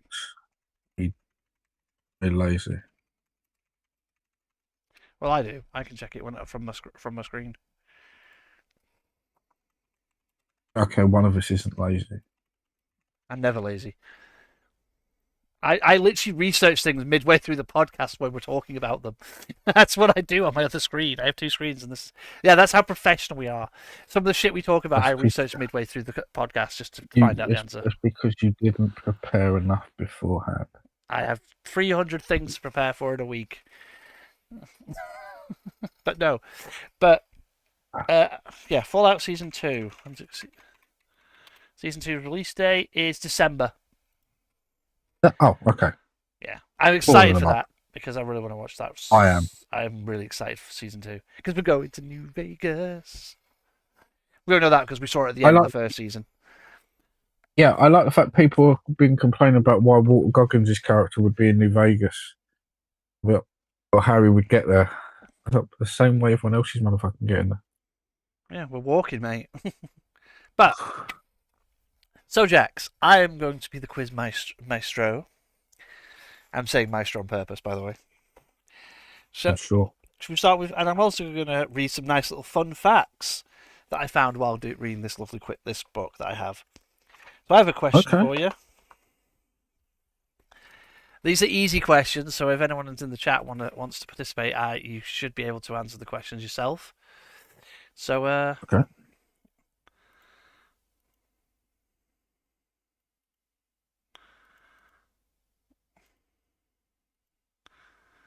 So, the first question I'm going to ask you, Jax, is when Jon Pertwee took over the role and became the Third Doctor in 1970, the character had been exiled to one planet as a result of violating the Time Lord's non-interference policy.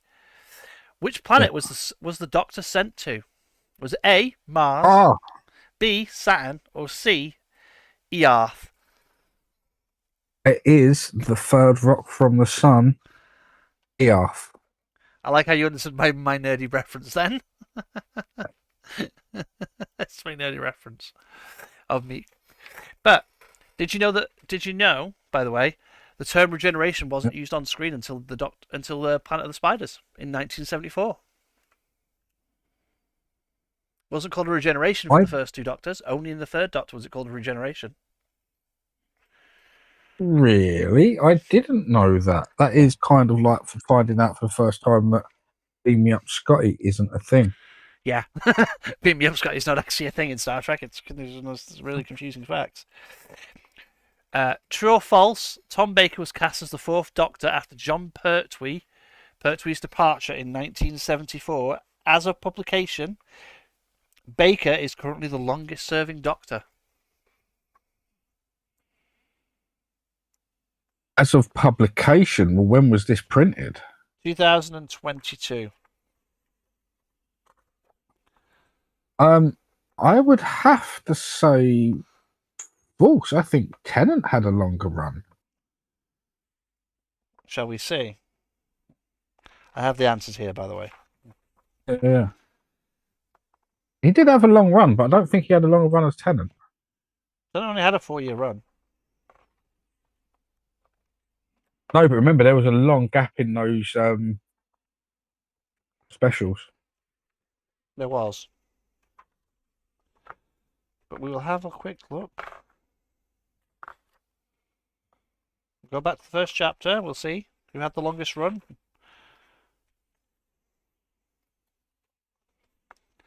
So, true. Tom Baker played the Doctor for 7 years consecutively. Oh, because Tennant's first run, first season. I wasn't because it was 2002. I wasn't counting anything from the new era. I was just going from 2022. I was thinking the remember when they did the 3 specials, the Life on Mars, one where on the sand planet with a woman from Yeah, they were. EastEnders. Yeah, but you've got to remember that the first one of those was at Christmas. The second one was Yeah, at I know they Easter. came out over a year. Yeah, it was. Um, He was. I He just was the Doctor for 4 years before he regenerated. he did Into. Yeah, he did so much in those 4 years. Oh, It's yeah. hard to imagine it was actually 4 years. In fact, wait, in that case, didn't Matt Smith do longer than Tennant? Matt Smith did season 1, season 2, and his season 3 of his was season 3 part 1, which was Amy and Rory. Season 3 part 2, which was Clara. Then his 2 specials. No, he did 4 years. He did 4 years as well. Okay. Yeah. Fair enough. Wow. I mean, I knew he did. Well, yeah. I mean, I knew he did a long run. Oh yeah. But fuck me. Maybe not. Yeah. No. It's Here's another one for old they Doctor Who, kept because these first like 12, 14 questions are all about the are all about, because this was published right before we got the reveal at the end of Jodie's regeneration. This book that I've got in my hand. Mhm. This is the. It was when this was when Ncuti was just announced. Okay. That's how old this book is. I just found it randomly. I was like, I've got nothing to talk about for a third topic, and Doctor is my favourite show. Is one of my favourite shows. I like. So the next question is: Seventh Doctor, played by Sylvester McCoy, otherwise known as Radagast Brown, travelled with companion Ace after meeting her on an ice world where she was stranded. As a result of getting swept in the time storm, what nickname did she affectionately call the Doctor during their adventures? Was it Mate, Oh, Doc, Professor. or Professor? Yeah. But yeah. Yeah. Sylvester and Ace are my friend Eddie's favourite combination of Doctors, Doctor and Companion. So I've got a question. Which actor played the rainbow outfit wearing Sixth Doctor, taking over the reins of the TARDIS in 1984? Colin Firth, Colin Baker, or Richard E. Grant? Colin Baker. I, least. I can honestly say the least loved Baker to play a Doctor. What's really funny about it is, originally the least loved actor to play the Doctor, because he was apparently notoriously difficult to work with, which is one of the reasons they wanted to replace him. But as he's gotten older, he's like one of those guys that's become quite well loved amongst the community afterwards. Yeah. Also, I mean, there's that his version of the Doctor was a lot more miserable than we had become accustomed to in quite a few decades. Oh yeah. Really since the Hartnell days. And yeah, the viewers, for some reason, the viewers didn't take to him at all at the time. And I mean, he didn't even do his own regeneration scene, his own death scene. So it's like, no, he was like, "You're firing me? I don't want to do my scene."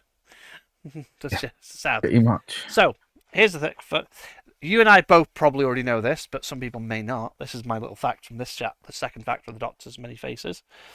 Cast from the past. 2 Doctor actors had appeared in the show before being cast as our time-travelling hero. Both Colin Baker and Peter Capaldi. Peter Capaldi. Wait, Yeah. He played the guy in Pompeii. Oh yeah, I completely forgot about him playing Pompeii. Why did I choose this face? To hold me to the mark. I'm the Doctor and I save people. By the way, talking about this show, I will quote endlessly Doctor Who quotes while doing this. This is the thing. I think we have established I have watched Doctor Who far too much that I will quote. Wow. And Doctor Who quoting has actually dropped us a viewer. Interesting. Which did it drop as a viewer?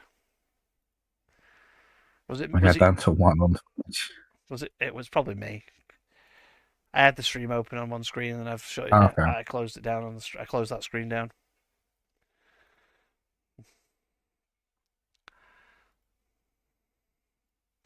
But yeah, it's Anyway, going back to the chat.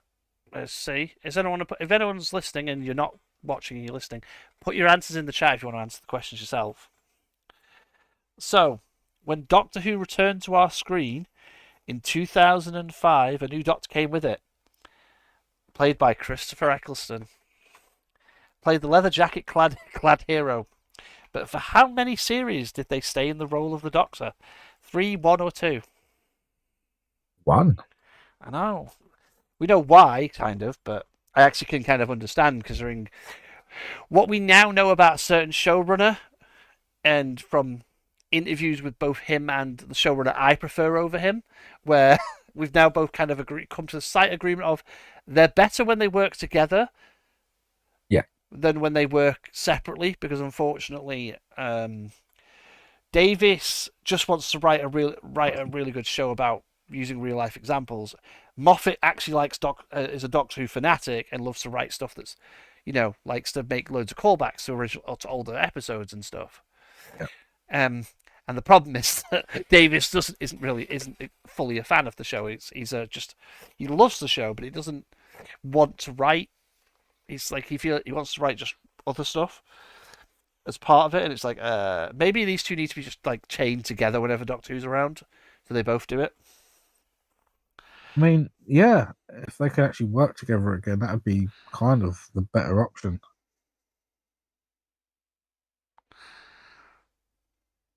Yeah, well, we'll see. The 11th Doctor. Okay, I have a question for you, and you should know what it is.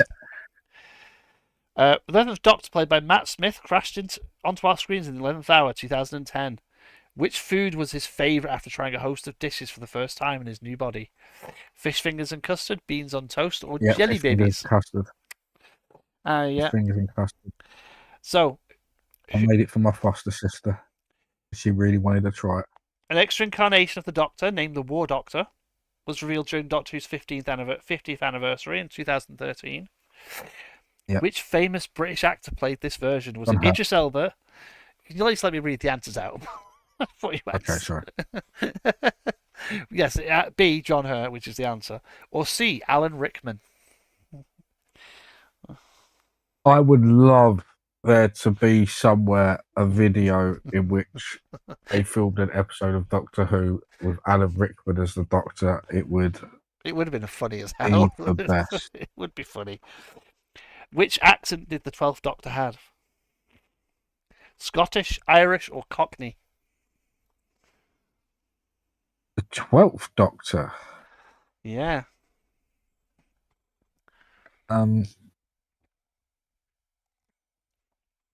Played by the wonderful Peter Capaldi. Oh, Scottish. Yeah. Sorry, I was getting my numbers mixed up there for some reason. It's because technically he's the 13th, but he's also the 12th. Because the War Doctor counts. Yeah, no. So here's the thing. That wasn't the Doctor I was adding. For some reason, in my head, I started adding Peter Cushing in there. You mean Doctor Who? Yeah. Also,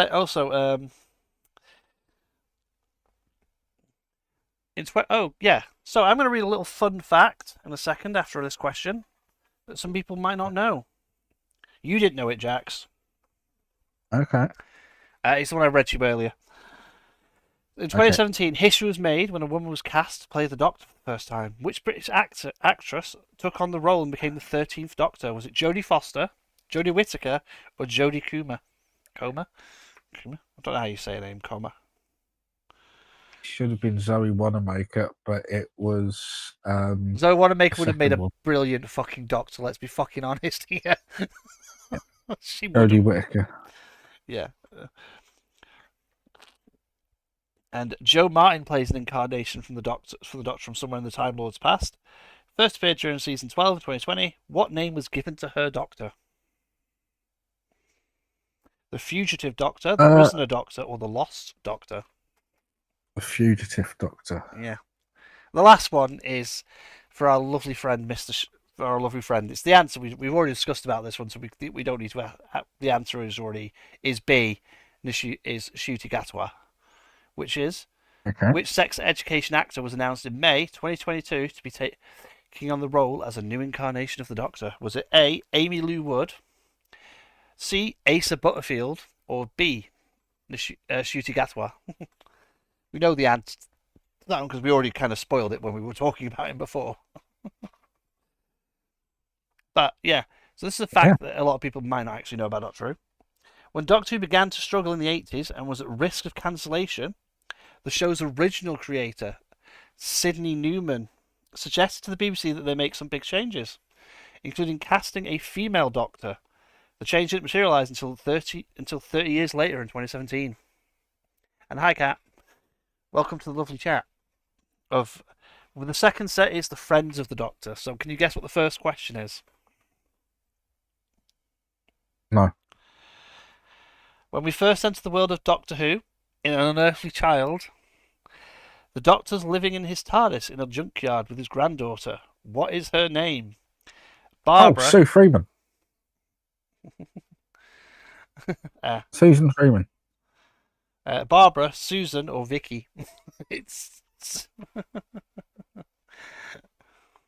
And yes, Kat, yeah. Sydney Newman, but 30 years before Jodie became the Doctor, actually told the BBC to cast a woman 30 years prior to it happening. So when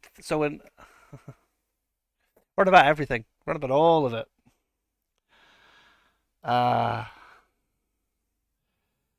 What was Sarah Jane Smith's occupation that made her meet the Doctor in the Time Warrior, Jax? Was it a journalist, a nurse, or a scientist?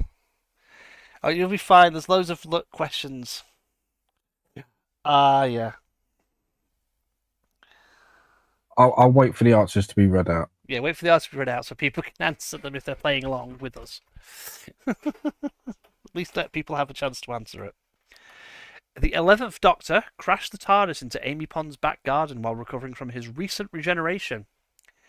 Which village was her home located in? That was also the site of the crack in time. Shepperton, Ledworth, or Mediton?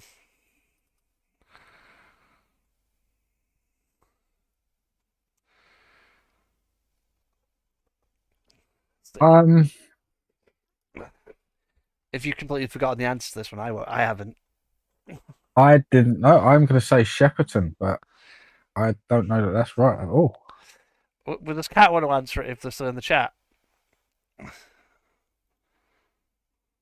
Cat, I think you need to answer it. You can show Jax up for me. Is it the second one? You just Google that so you can find the answer. No, I didn't. It's just, if in doubt, always go for the second one, and I should have gone for the second one. The answer, it's where did the TARDIS crash in the 11th hour, which is an Amy Pond's back garden. Which village was her home located in? That was the site of the crack in time. Shepperton, Ledworth, or Mediton?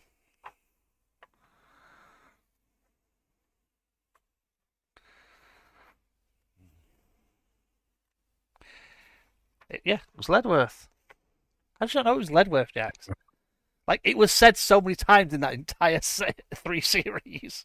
We're in Upper Ledworth. I'm very sorry. Martha Jones was trained to be a doctor when she met the 10th Doctor. Which space police aliens did they meet when the Royal Hope Hospital got transported to the moon? The Slitheen, the Jadoon, or the Mox of Balhoun? It was the Jadoon on the moon. And why? And do you know the fun reason of why they were called the Jadoon and it was set on the moon? And they were in a platoon? Because it rhymed? No. Because Tennant couldn't say those words without referring to Scottish. It was. Well, that is incredibly mean. It was basically bullying Tennant for an episode. I would make you say as many Oon words as possible, so that you have to finally learn how to speak in an English accent by saying Oon properly. It's like... Okay, we're going to ask one. True or false? Rose Tyler joined the TARDIS in 2005 and travelled with 2 Doctors, the 9th and 10th incarnations.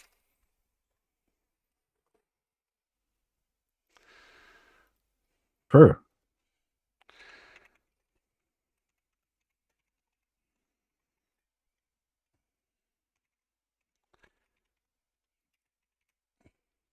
We're both going true. You're both going true. Yeah. You are in fact correct. Because, 2005. It was set in 2004. Ah, yes. The big key one there was the fact that She was with two incarnations of the Doctor. It was more of whether the show started in 2005 or 2004 because Chris. The Doctor travels with friends from all over the Earth. What was the name of the Doctor's American friend with whom he travelled during his fifth and sixth incarnations? Perry Brown, Dorothy McShane, or Verity Newman? Oh, that was Perry. It was Perry in this one. This is a question I don't think Kat would get in this one. Oh. Yes. Cast from the past, both Karen Gillan, Amy Pond, and Freema Agyeman. Martha Jones both appeared in Doctor Who before being cast as full-time companions.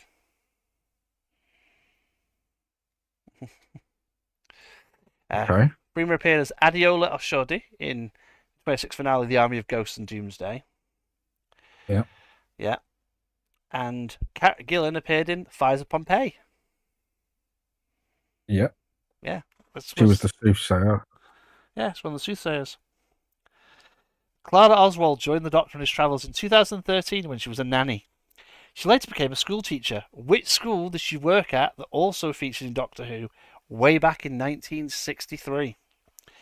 Thames Hill, Grange Hill, or Coal Hill?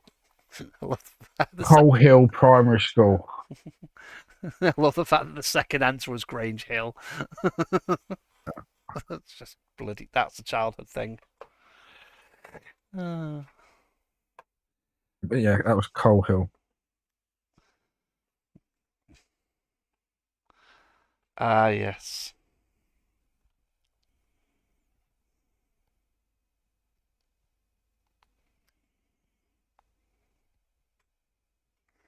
What did you realise? You should be like me and watch it so many times that most of these questions are immediately ingrained in your head. Yeah, like a psychosis. It is a psychosis.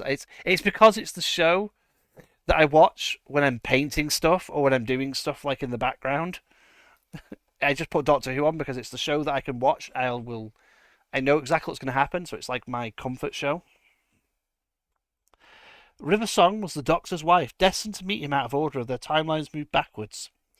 In which episode did the Doctor and River Song marry? Was it The Husbands of River Song, The Honeymoon of River Song, or The Wedding of River Song? The Wedding of River Song.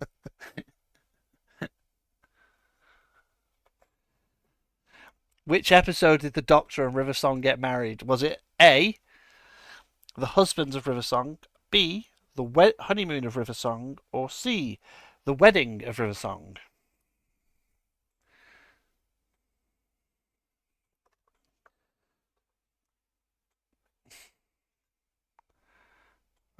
It's also because you've been asked to answer questions, so your brain just immediately goes, no.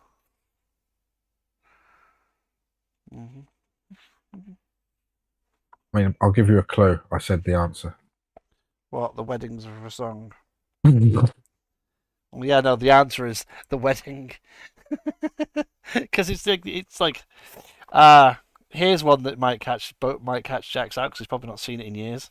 I have it on DVD sat next to me. Companion of the Third Doctor, Jo Grant was a unit employee who became the Doctor's assistant while working for the same organisation. In which story did she leave the Doctor after they got to the bottom of the giant maggot mystery? I'm not going to give you the answers, Jack, so you're going to have to figure them out. When did Jo Grant leave? Do you want the answers to help? Yeah, give me the three answers. The Green Monsters, the Green Hills, or the Green Death? Green Death. Am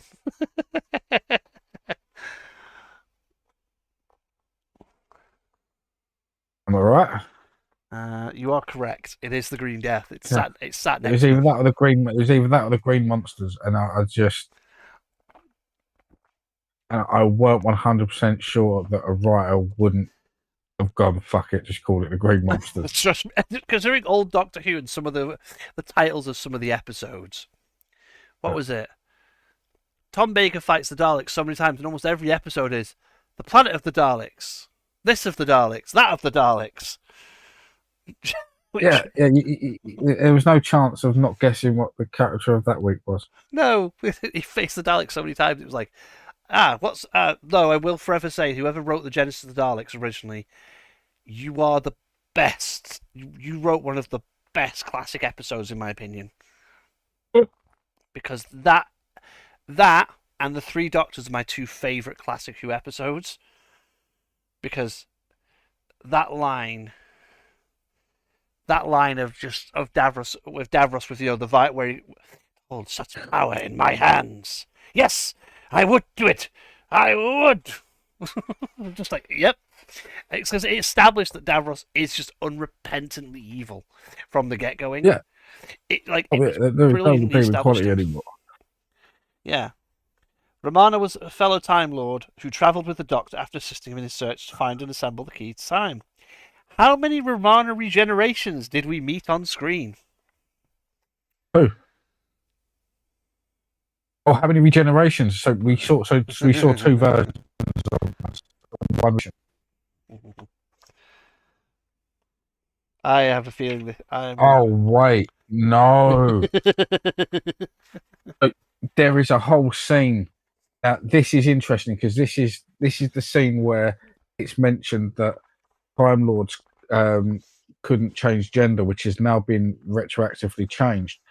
I believe she comes in or out more than once looking different. And it's the same actress, but it's different hair or something. Mm-hmm. Buck. It's between 1 and 5.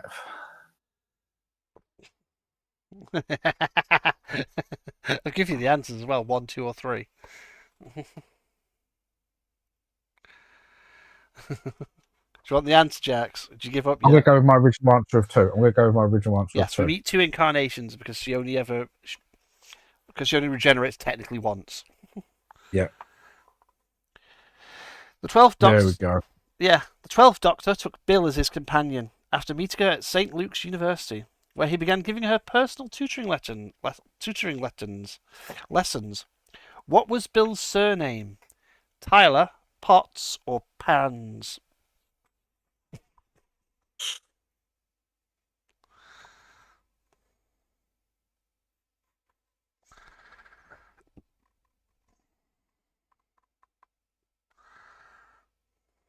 Yep, both will say Potts. Yep, it was Bill Potts. I am Bill Potts. Oh, you're a toaster. Well, the last question from this sector before we move on to my favourite sector, which is, can you guess what it is? A very inappropriate picture. No, it's got my favourite enemies. Ah. Oh, sorry. Chapter 3 is the TARDIS. I want Chapter 4. Aliens and Adversaries is the next chapter we're going to go to. So, Wilfred Mott, played by Bernard Cribbins, may he rest in peace, became a short-term companion to the 10th Doctor during his final story, The End of Time. Wilf was the grandfather of which friend of the Doctor? Clara Oswald, Amy Pond, or Donna Noble? Donna Noble.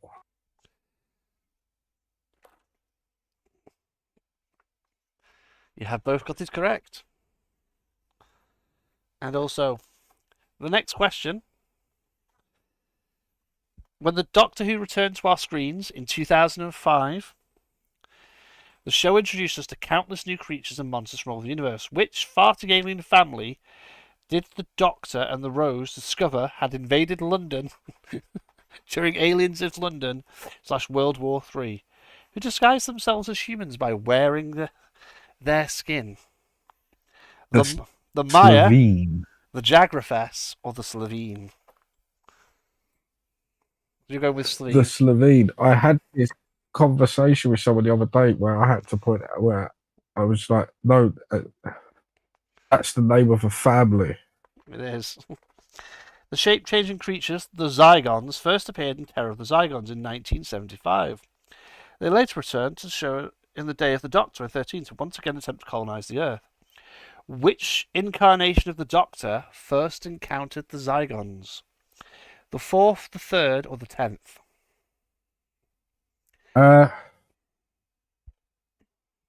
What was the year? Did you say 1975. 1975? That's bang smack in the Tom Baker era. So you go with the 4th Doctor. Yes.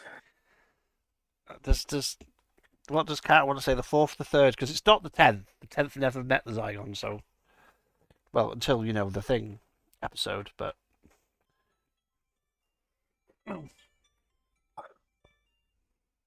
There's a high possibility I'm wrong. Don't worry about it. Go for the other one. 50-50, yeah. It's 50-50 answers, 4th or 3rd. Oh, no. 1974 was Tom Baker era. 1974 was the... Oh, but then again... 74 was Pertwee's Regeneration era, actually. 75 was Tom Baker. You are both correct. You're both correct. It is the 4th Doctor. I thought so. Because I already read that out before, remember? The fact that the first time the word regeneration appeared on screen was 1974, when the 3rd Doctor regenerated into the 4th. Yeah, but you didn't... Yeah, I knew that. I knew 74 was Tom Baker. Because Big Robot is 74. Yeah. But then I was like, oh, shit. There was actually a couple of episodes of Pertwee in 74. Were they a late addition to his run? Here's something that I might catch both of you out. True or false? The 3rd Doctor, the 5th Doctor, and the 13th Doctor have all met the Sea Devils during their TV adventures. True or false? True.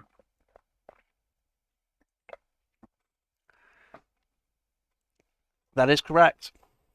Because the first time the Sea Devils appear as the 3rd Doctor, they then appear teamed up with the Silurians in the 5th Doctor episode, and we find out that they're actually just two halves of the same race. Yeah. And then they appear with the 13th Doctor. In Ice Warrior. I really like when they appear in the 13th Doctor that they just look like old school, you know what I mean? They looked like original Sea Devils when they showed up again. Oh fuck! Oh no, this book is actually, I think, before because of the answers for this question. Okay.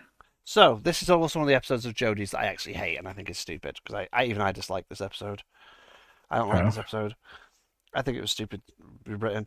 The Doctor had to meet hundreds of creatures, huge, small, good and bad. Which tiny but hungry alien did the 13th Doctor encounter aboard the Sarunga ship during the Sarunga Conundrum 2018? Was it A, Beep the Meep, B, the Pating, or C, the Adipose? Oh, the Pating. Yeah, I don't like it's one of the few episodes I'm not a fan of. Okay, so there is a reason why Meep would be there. Mm-hmm. For the use of it in the TV show, because it was a character created by two really famous comic book artists, Pat Mills and I want to say Dave Gibbons, for the Doctor Who magazine, and it is particularly well loved, not only by Doctor Who fans but by comic book fans because of who created it. So, was it this year that Doctor Who's second season came out, or was it last year? For the new series. This year. Yes, so this book was written just before the specials came out. I think. Okay. Also, this is something about Doctor Who. It is the Pating. I don't like the episode. It's just one of those episodes that I generally didn't like. Unfortunately for Jodie, there's too many of them, and it's not her, because every time I see her on the screen, I'm like happy and I love it. The curse of the show, too many bad episodes. Yeah. So no bug-eyed monsters, by the way. When Doctor Who was created by Sidney Newman in 1963, He wanted to avoid putting bug-eyed monsters in the show at all costs. Newman believed the outer space elements Doctor Who should be accurate to what facts we know at the time as possible. He didn't even want the Daleks to appear. But producer Verity Lambert convinced him otherwise, and they went on to prove themselves by capturing the imaginations and hearts of the nation. Because if it wasn't for that Dalek episode, I don't think Doctor Who would be anywhere near as popular as it is today. That was the bit that catapulted the show. This just utterly alien species that no one else had done any aliens like it before. It was, well, I mean, you did have things like A for Andromeda and Quatermass, but yeah, I mean, it was dramatic. Yeah. Oh no. Let's ask about everyone's favourite episode of 2006. Okay. The Doctor and Rose met the Absorbaloff in Love and Monsters 2006. Oh. After members of Linda had been cruelly absorbed by the giant green creature. Which famous UK comedian portrayed the Absorbaloff? Nick Frost, Simon Pegg, or Peter Kay? You know why you know why I asked this question, don't you, Jax? Fucking Love and Monsters. How to not do a Doctor Light episode. Right, so yeah. Now there's loads of reasons why this should just be forgotten in time. For a start, it was the character itself was created by the winner of a Blue Peter Prize to create a Doctor Who monster. Like, I can't fault the monster because a kid made it. Let's be honest. You can't fault the monster's design because a kid designed it. It's just it's the acting in that. You then just don't make it the full monster of the episode. No. And then make it a Doctor Who free episode. Mm-hmm. I mean, that was. I mean, also, if you won the prize to have you're going to create a villain for a Doctor Who episode.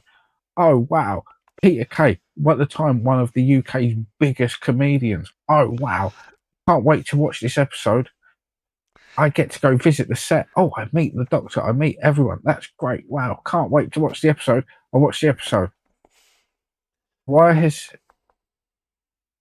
he happy, Mum, that he gets to keep just her mouth on a piece of concrete? Wait until I'm older. Okay. Why is the Doctor not in this episode at all?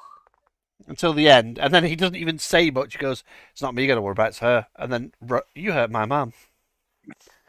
Yeah. Yes. Oh, it's the Doctor worst and their episode friends. ever. So I'm going to go to the next question. The Doctor and their friends have thwarted countless alien plots to harm our planet. Which alien race possessed plastic shop window dummies to invade Earth twice in the 70s and again in the early noughties? Oh. Are we just calling the 2000 to 2010 the noughties now? Is that what they're called? Yeah. Yeah. If you want the answers are the Rootons, the Nestine Consciousness, or the Ood. There we go. Nesting Consciousness. I want the Rootons to show up. They're busy. Busy fighting the Sontarans. They do like the potato people quite readily. Mm-hmm. So, the 11th Doctor encountered the Silence on multiple occasions throughout his regenerations. First, meeting the terrifying creatures during the Impossible Astronaut, 2011. How did the Doctor and his friends keep track of how many Silence they had seen after forgetting them? Sorry, was I asking a question? I don't remember. I don't remember either. I don't know. They wrote tally marks. The answers. Yes. Tally marks on their arms.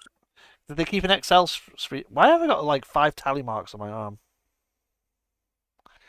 Oh, not again. I don't know, but I've lost my pen. God damn it, not again. I keep seeing Silence everywhere. This one is just... I can't ever not make the joke when I ask a question about Silence or I see a picture of a Silent. I'm like, I don't remember sending this picture. So, Jax, did I send you a picture?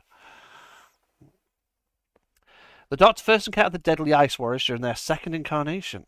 After landing aboard the Britannicus base with Jamie and Victoria, which planets did the Ice Warriors originate from? You should be able to get this from Cat because they appeared in the new series as well. Was it A, Earth, B, Mars, or C, Jupiter? What is the home of the Ice Warriors? It is Mars. This next question is yeah. True or false? The Silurians, who have encountered many incarnations of the Doctor over the years, originally came from the planet Siluria. Oh, that's not fair.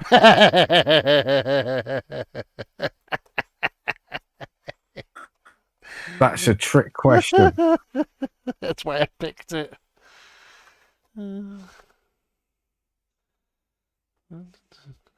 True. False. Oh, They come from Earth, not Siluria. yeah, but what did they call it? Earth. Yeah, you might be right. They call it Earth. Every time I thought they had called it something else and then only referred to it as Earth when they referred to as the monkeys that took over. Which Doctor Who villain first appeared in 1967's The Abominable Snowmen and later returned in 2012-13 to try and take the Doctor down during their 11th incarnation? The Great Being, the Great Intelligence, or the Great Mastermind?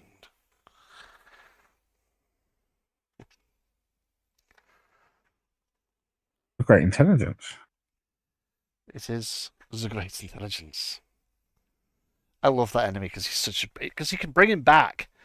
Like you can just bring even though technically we've had the end point of the Great Intelligence, we know how he dies. You can bring him back for encounters all the way through, the show. Yeah, depending on what point in time they're at. So, here's a question that if you don't know this one, that was Day of the Snowman. Was it the Snowman?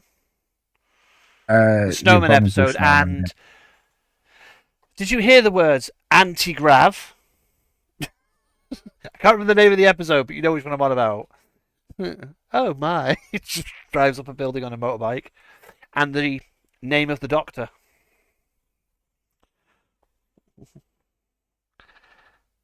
Okay. The Daleks were created in 1963, alongside the launch of Doctor Who. Appearing in the second serial of the show, which Who writer came up with the idea of the Daleks? Terrence Dicks. Was it David Whittaker, Russell T Davies, or Terry Nation?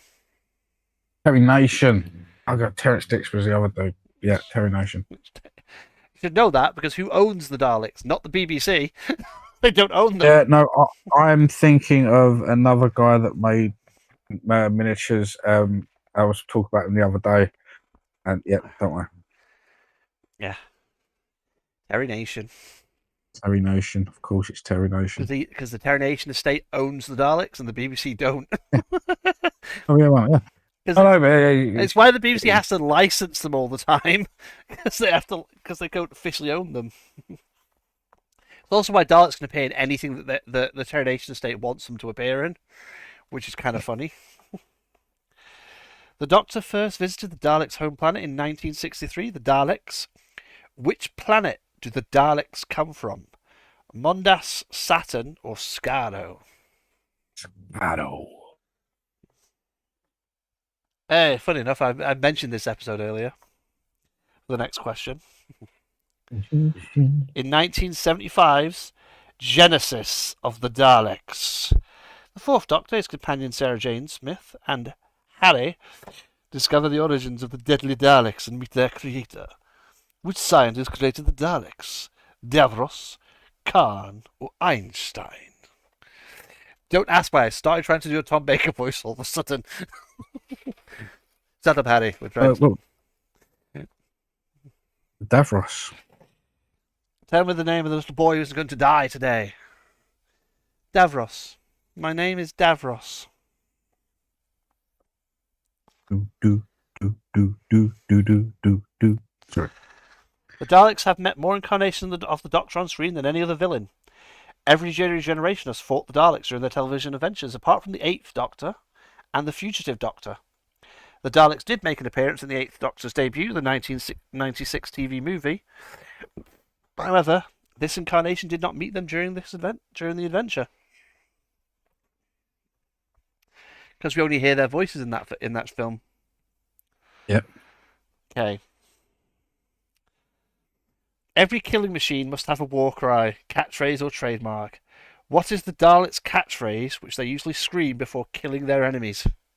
Is it A, examinate, B, exterminate, or C, delete? Now, if they were proper aliens, it'd be impregnate, but no, it is exterminate. Or it's Ich bin einer for the Dalek. Also, Exterminate it now does mean that is out of date, that book, because Ncuti Gatwa never got to meet a Dalek. Well, that's what I mean. It's 2020. It's 22. Remember this book? It's when he was Don't care. announced. It's about a time. It's about a time traveler. It should have that information in it already. Good point. The Daleks were created as a way for a race at war to survive. Which race did the Daleks originate from? Khalids, humans, or Martians? Khalids. I love Ncuti. Ncuti awesome.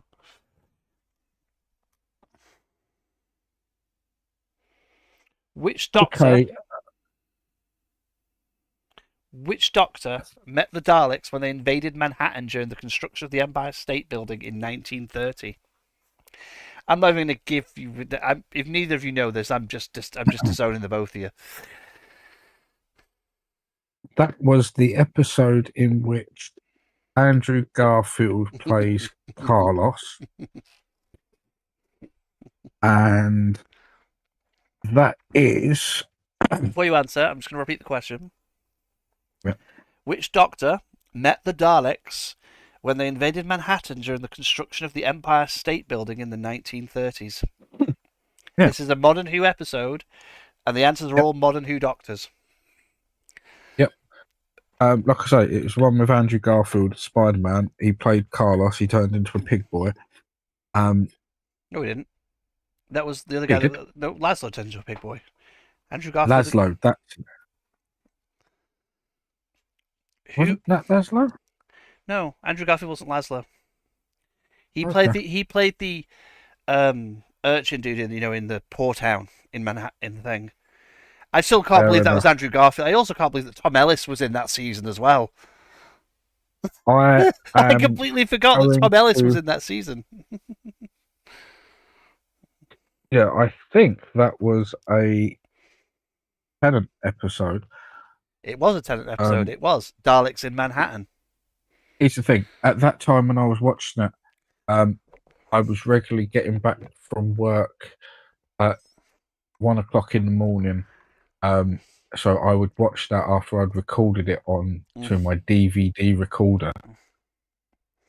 The only thing I can really remember from that entire season was the taste of the chicken and cheeseburgers I would get from the local shop that was still open on the way home, because they were banging. And you just unironically said banging? Yeah. You can tell you're from fucking London. Just ironically saying banging. Yeah. They were banging. Okay. Daleks come in many different colours, which sometimes determine their rank or mean they have specific names or titles. What colour casing does Dalek Sec have? Is it A, gold, B, black, or C, green? Oh, he's just one of the named ones, isn't he? The Cultascano. So they're only the only donation, only modern ones is the nameplate. So they would be gold like the others. Dalek Sec was black. Was he? I thought their only difference was their. No, there was the black Dalek and then 3 gold Daleks. Dalek Sec was a command class Dalek, which had black. I'm which thinking was black of armor. Dalek Khan anyway. And the Madness Dalek. Yeah, I'm thinking of Dalek Just Khan to anyway. point out how the fact that BBC doesn't own Doctor Who, right? Well, yeah. The Daleks got their own set of movies during the 1960s, completely separate from the main TV show. The Doctor was played by none other than Peter Cushing. Yeah. Grand Moff Tarkin was the Doctor. And the Yeah. films even included Bernard Cribbins, They did. who also played Wilf, kind of the 10th Doctor. Doctor and the Daleks was released in 1965. This period was aptly named Dalek Mania due to how huge the Daleks became in pop culture, thanks to Doctor Who and the Dalek films. Yeah, Dalek. I have a lot. I used to have some Dalek Mania memorabilia from when that happened. From that, because it's such a good time. The fact that they're not owned by BBC, so technically, if you have the money, you could license the Daleks as a bad guy for a movie, because they're technically not owned by the BBC. Well, Doctor Who was a big craze, and Yeah. one of the things that TV shows did around that time, especially in UK, was have movies attached to them or feature lengths attached to them. So this could happen, but Doctor Who was so big that they kind of just redid it. Because the Daleks were the biggest thing that anyone wanted. They didn't want any of the other characters.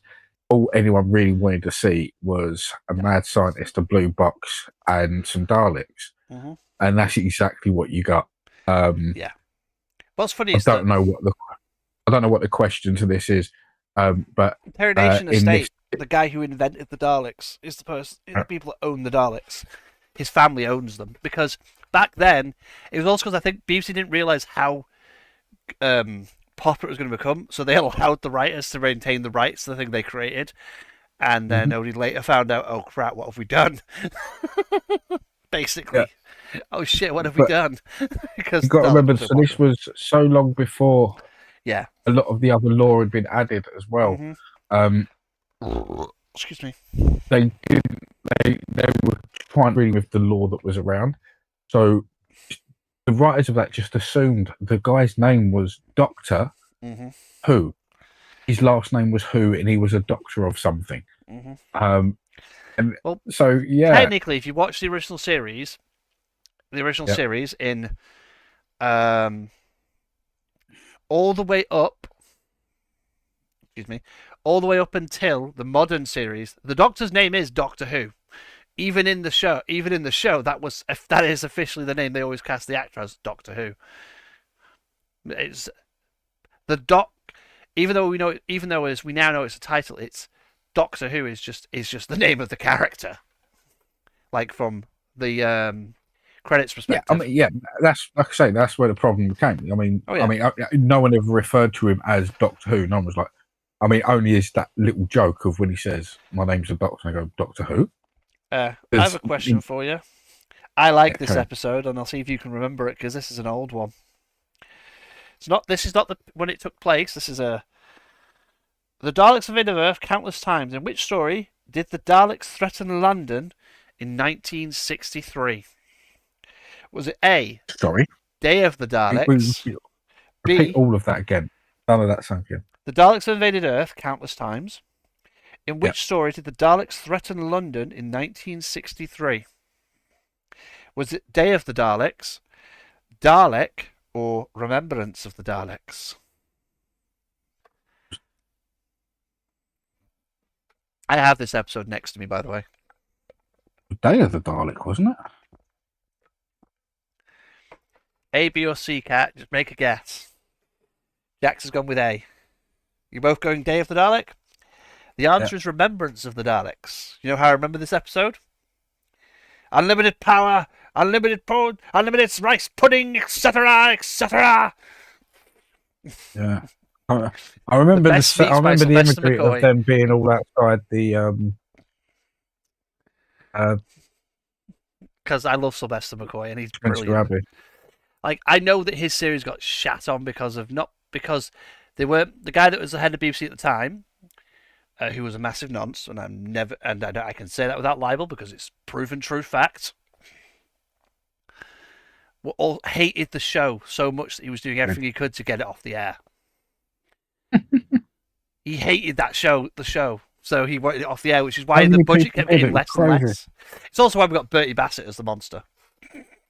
Yes, Bertie Bassett monster. I will never, ever, ever, ever let the But dirty dancing monster go. we also did get Ken Dodd, which was hilarious. Yeah. The Daleks have landed in many periods throughout Earth's history, ready to conquer and destroy. In which episode did the Daleks disguise themselves as servants serving tea to Winston Churchill? Victory of the Daleks, War of the Daleks, or Evolution of the Daleks? Victory of the Daleks. I am your I know what one it soldier. was. No. You are my enemy, and I am yours. Trust me, I would quote that entire thing, but I am not going to. This was when we get the jet powered planes. Yes. The Doctor to Danny Boyd, blow up this ship, destroy them.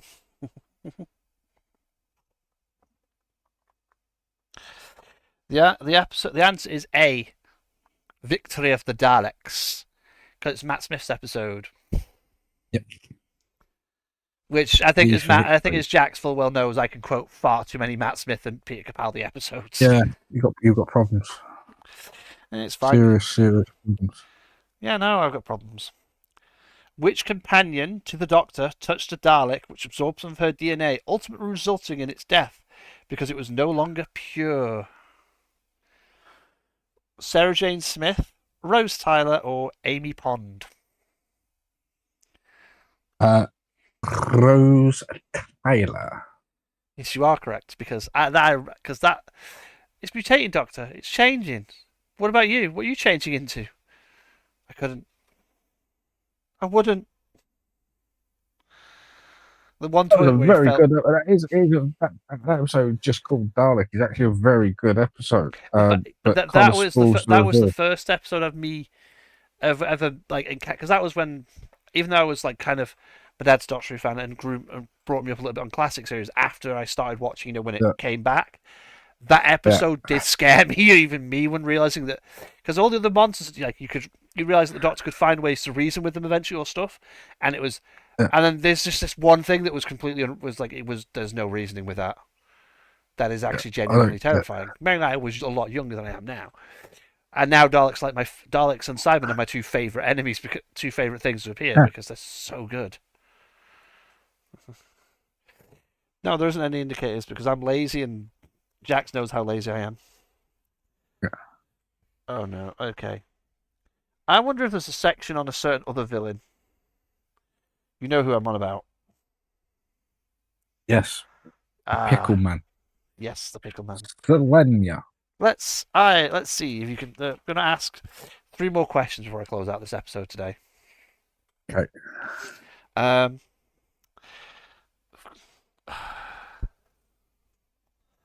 Okay.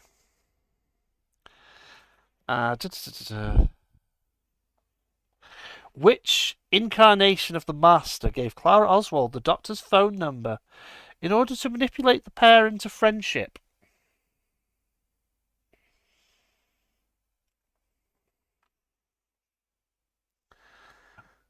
Which Master incarnation gave Clara? Mm-hmm. Best outline in the universe, love. Yeah, it'd be Missy. I'm not answering the question. It's up to you. It's up to you to answer the question. You're not going to give us. There's no answers to this one. After. There's no answers. There's no hints to this one. That is It's just the Missy. question.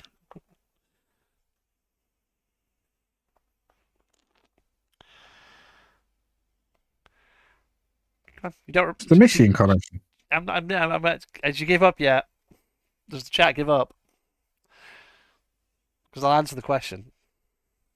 We've got another bruv. That's all we've got. Clara, Clara, Clara. I should kill you in a jealous rage. Missy, short for mistress. Well, I couldn't very well keep calling myself the Master now, could I? That reveal, though, was so brilliant for me. Very good. Just, it's like, oh no. Oh. Because, like, I was all thinking, because I think, as we know, discussing with the Shoot era and the second season, like the Mrs. Flood thing that I predicted and predicted the Omega thing. I was fully convinced that Mrs. Flood is a Time Lord. She's the Rani. That was my Mhm. full thing. You were like, nope, it's not the Rani. Because it can't because of all these rights things, like the whole way through it. And then I was like, and then the episode where it was revealed for both that and Omega, I was like, hey Jax, what? I was right twice. In 2 weeks, I was right twice. I didn't realise that they had sorted that legal one out like a year ago, year No. previous. But it's like I was glad that we got the Rani and we got the Rani back finally. I'm like, because I love the Rani. The Rani's brilliant. Like, by the way, where did the Doctor first encounter the Rani?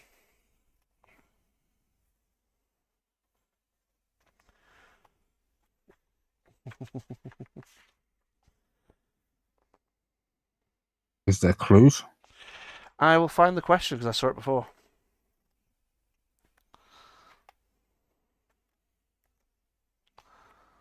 Um.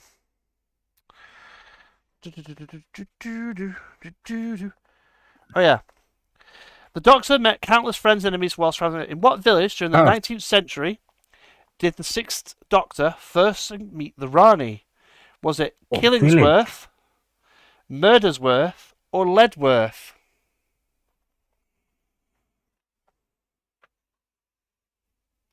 It was a Colin Baker. Mm-hmm. Would it have been Ledworth? Shall we have a look? Because I actually don't know the answer to this one. I know it was Earth, but because they were all medieval people. It was historical time one. We'll actually find this now because this one I don't know the answer to, and I was going to check it up. The Doctor first met the Rani in the 19th century village named Killingsworth. Huh. I actually was hoping the answer would be Ledworth because then it would have been an absolutely because it would have been a Moffat callback to that entire episode, setting Amy's whole thing in Ledworth. But yeah, I didn't know that until I read it, until I found that. I thought Killingsworth and Murdersworth were a bit too on the nose. To be fair, it's the Rani. She is a bit on the nose with half the stuff she does. You did get it. Yes, you did, miss. You did. This is one that for Jax, and let's see if Jax can remember this terrible episode. Or over the years, the Master has teamed up with many villains to help them take down the Doctor, or worse, the universe. Which enemy did the Master ally with during Survival in 1989? Oh, the fucking cat people. Was it A, the Cheetah people, B, the Cybermen, or C, the Nestine Consciousness? The Cheetah people. Yes, it was. It's such a bad episode ever. And that was the last episode we thought we were ever going to get of the show. Episode. And it ended with the cliffhanger of them fighting, of the Master being turned into a cat person. Mm-hmm. And the show never came back until a one-off movie in the which was an attempt to reboot it in America by Fox with Fox, yes. Which didn't work. Oh. And then the final question I'm going to ask is it's quite a fun one for me. Right. Here we go. Here we go. Okay, here we go. I've got it. Yep. Here we go. Okay.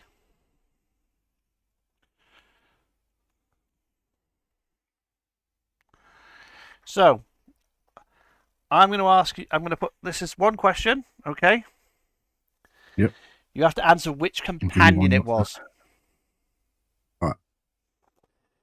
Who was given their TARDIS key in Aliens of London? And there are no hints. Rose Tyler. No hints to any of these questions, by the way. Rose Tyler. Miss K, what do you say? Do you agree with Jax and it's Rose Tyler or not? Who was given their TARDIS key in Aliens of London? It's the episode where she was bent over by Captain Jack Sparrow. You know what I mean? No, it was the episode with Celine. Oh, it's Boomtown where she gets. Yeah. Mm-hmm.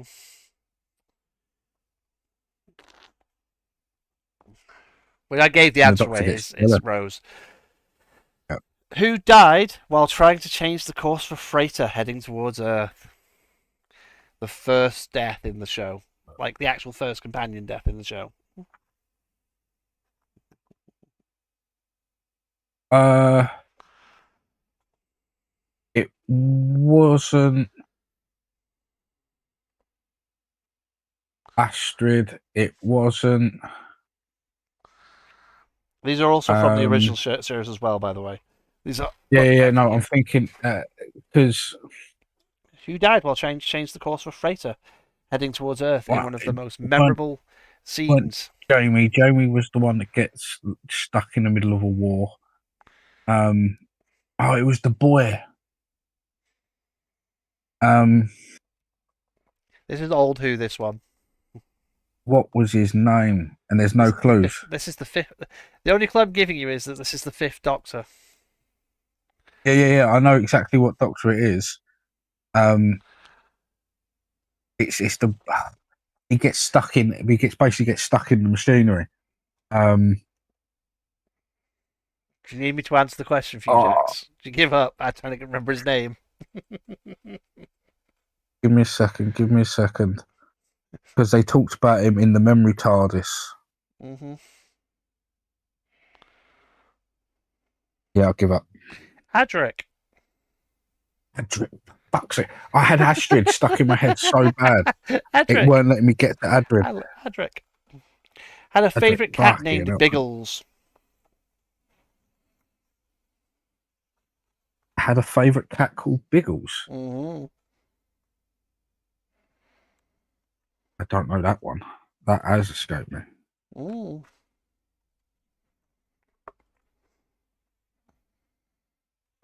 Shall I answer? So, this is a new Who one, by the way, so this one you should be able to get. Miss Kate, please watch the old stuff on the BBC. They're all available and free to watch, and some of them very good. Yeah, she had a favourite Tom cat named Baker is my Biggles. favourite. This is a new one. This is a new My series. favourite cat, Biggles. It's such a throwaway know anyone line. that It's such a throwaway line, and I love it. Oh, wait a minute. That's not Mrs. No, it can't be one. That's not Mrs. Flood. It's too recent. No, I don't know. Well, make a guess. It's a modern companion, and it's a woman. So that rules out everyone except Yaz, Amy, Clara, Bill, Donna, nearly Rose, all of them. and Martha. It rules out Graham. Nearly all of them. It rules out Graham.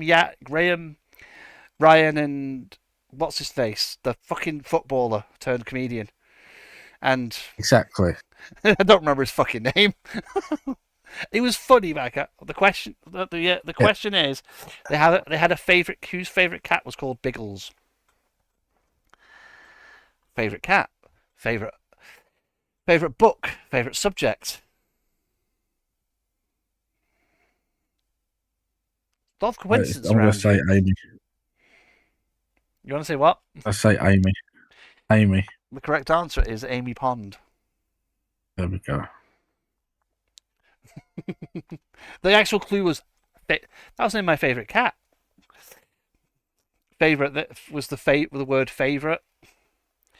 Who attended Coal Hill School as a student?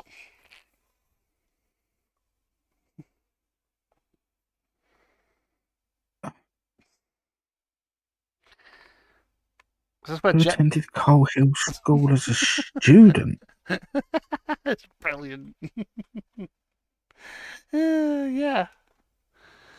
These are all in-universe things, Jax. It's nothing to do with the actors themselves. It's the characters. Yeah, I get that. But this is Old Who. Oh. Coal Hill would have been. I can't believe you're stumped by this question.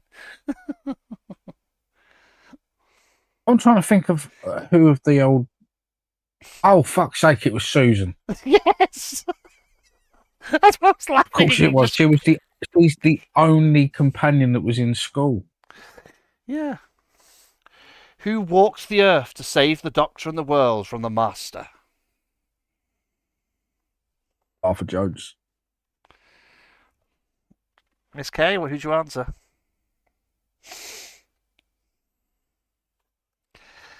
Uh, it's basically old series, new series, old series, new series. It alternates. It's okay.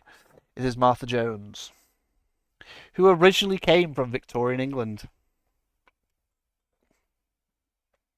Oh,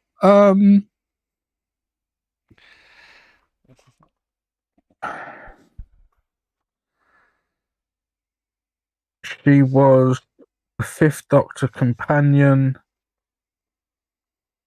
She hung around with Tegan. Mm-hmm.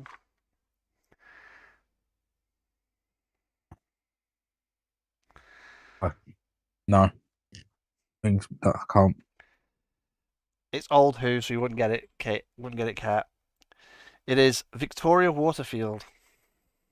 There we go, Vicky. Ah, Stop calling me Vicky. It's Victoria. yeah. She hated being called Vicky because Jamie kept calling her Vicky, and she kept getting mad at him. Not Jamie, sorry. Adric kept calling her Vicky, and she kept getting mad because she was around when Adric was around originally. Uh-huh.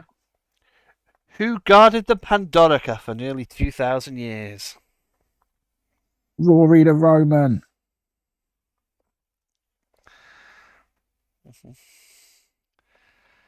This is Rory the Roman. Who first appeared in Planet of Fire?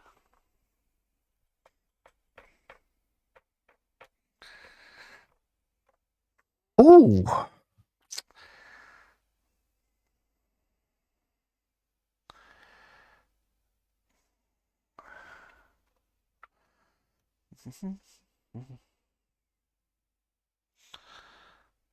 I don't know.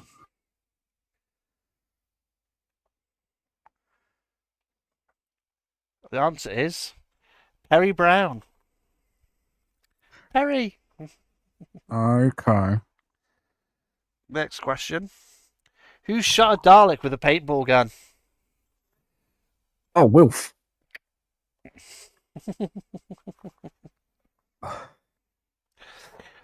And next one is an old Who question again.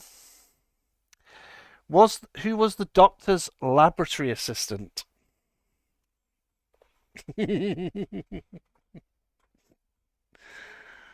Oh, sweet. Lab assistant. This was when this was Third Doctor when he was stuck on Earth. Mm-hmm. These are the old ones. These are to trick So Jack. this is I don't know whether or not this is going to be pre Sarah Jane Smith or not.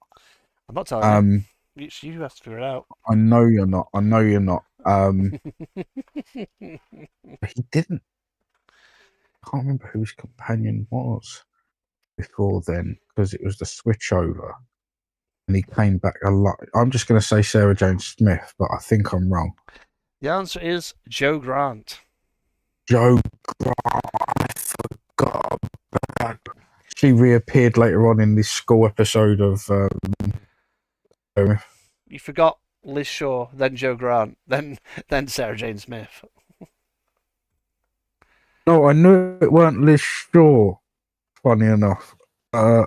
The last question in this little section of questions is: who attended lectures by the Doctor before being personally tutored by him? Oh, we've already kind of had the answer to this already. It's Billy Potts. Because we had the same question just asked slightly differently earlier. Mm-hmm. It's because this is Companions Part 2. Yeah.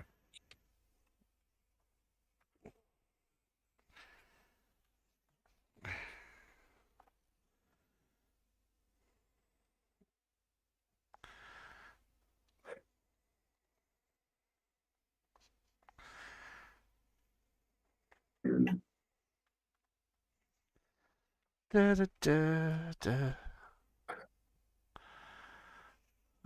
Slow down, Jack. Sorry, Yeah, Jack, we're slow not. down. We're not competing for points No. against each other. It's mostly just I had nothing to talk about for a third topic because I don't want to rant about Nintendo for for the remainder of the episode, remainder of the podcast.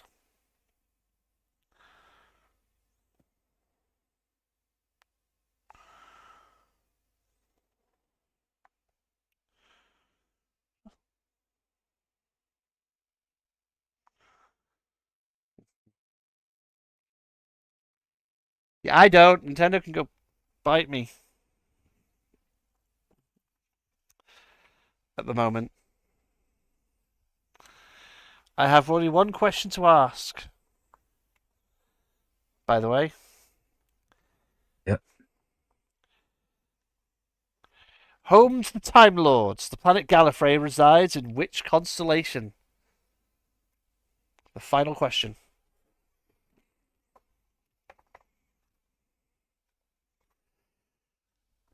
Oh fuck! I've got so many stuck in my head right now. Isn't it the constellation of? Is there options? There are no options. It is a question where you're going to have to answer. Is it constellation And this of has been said in Cerberus? New Who. It is said in the episode set on the Titanic. Is it the constellation of Cerberus? Let me have a look. I don't even know what chapter number this is, by the way.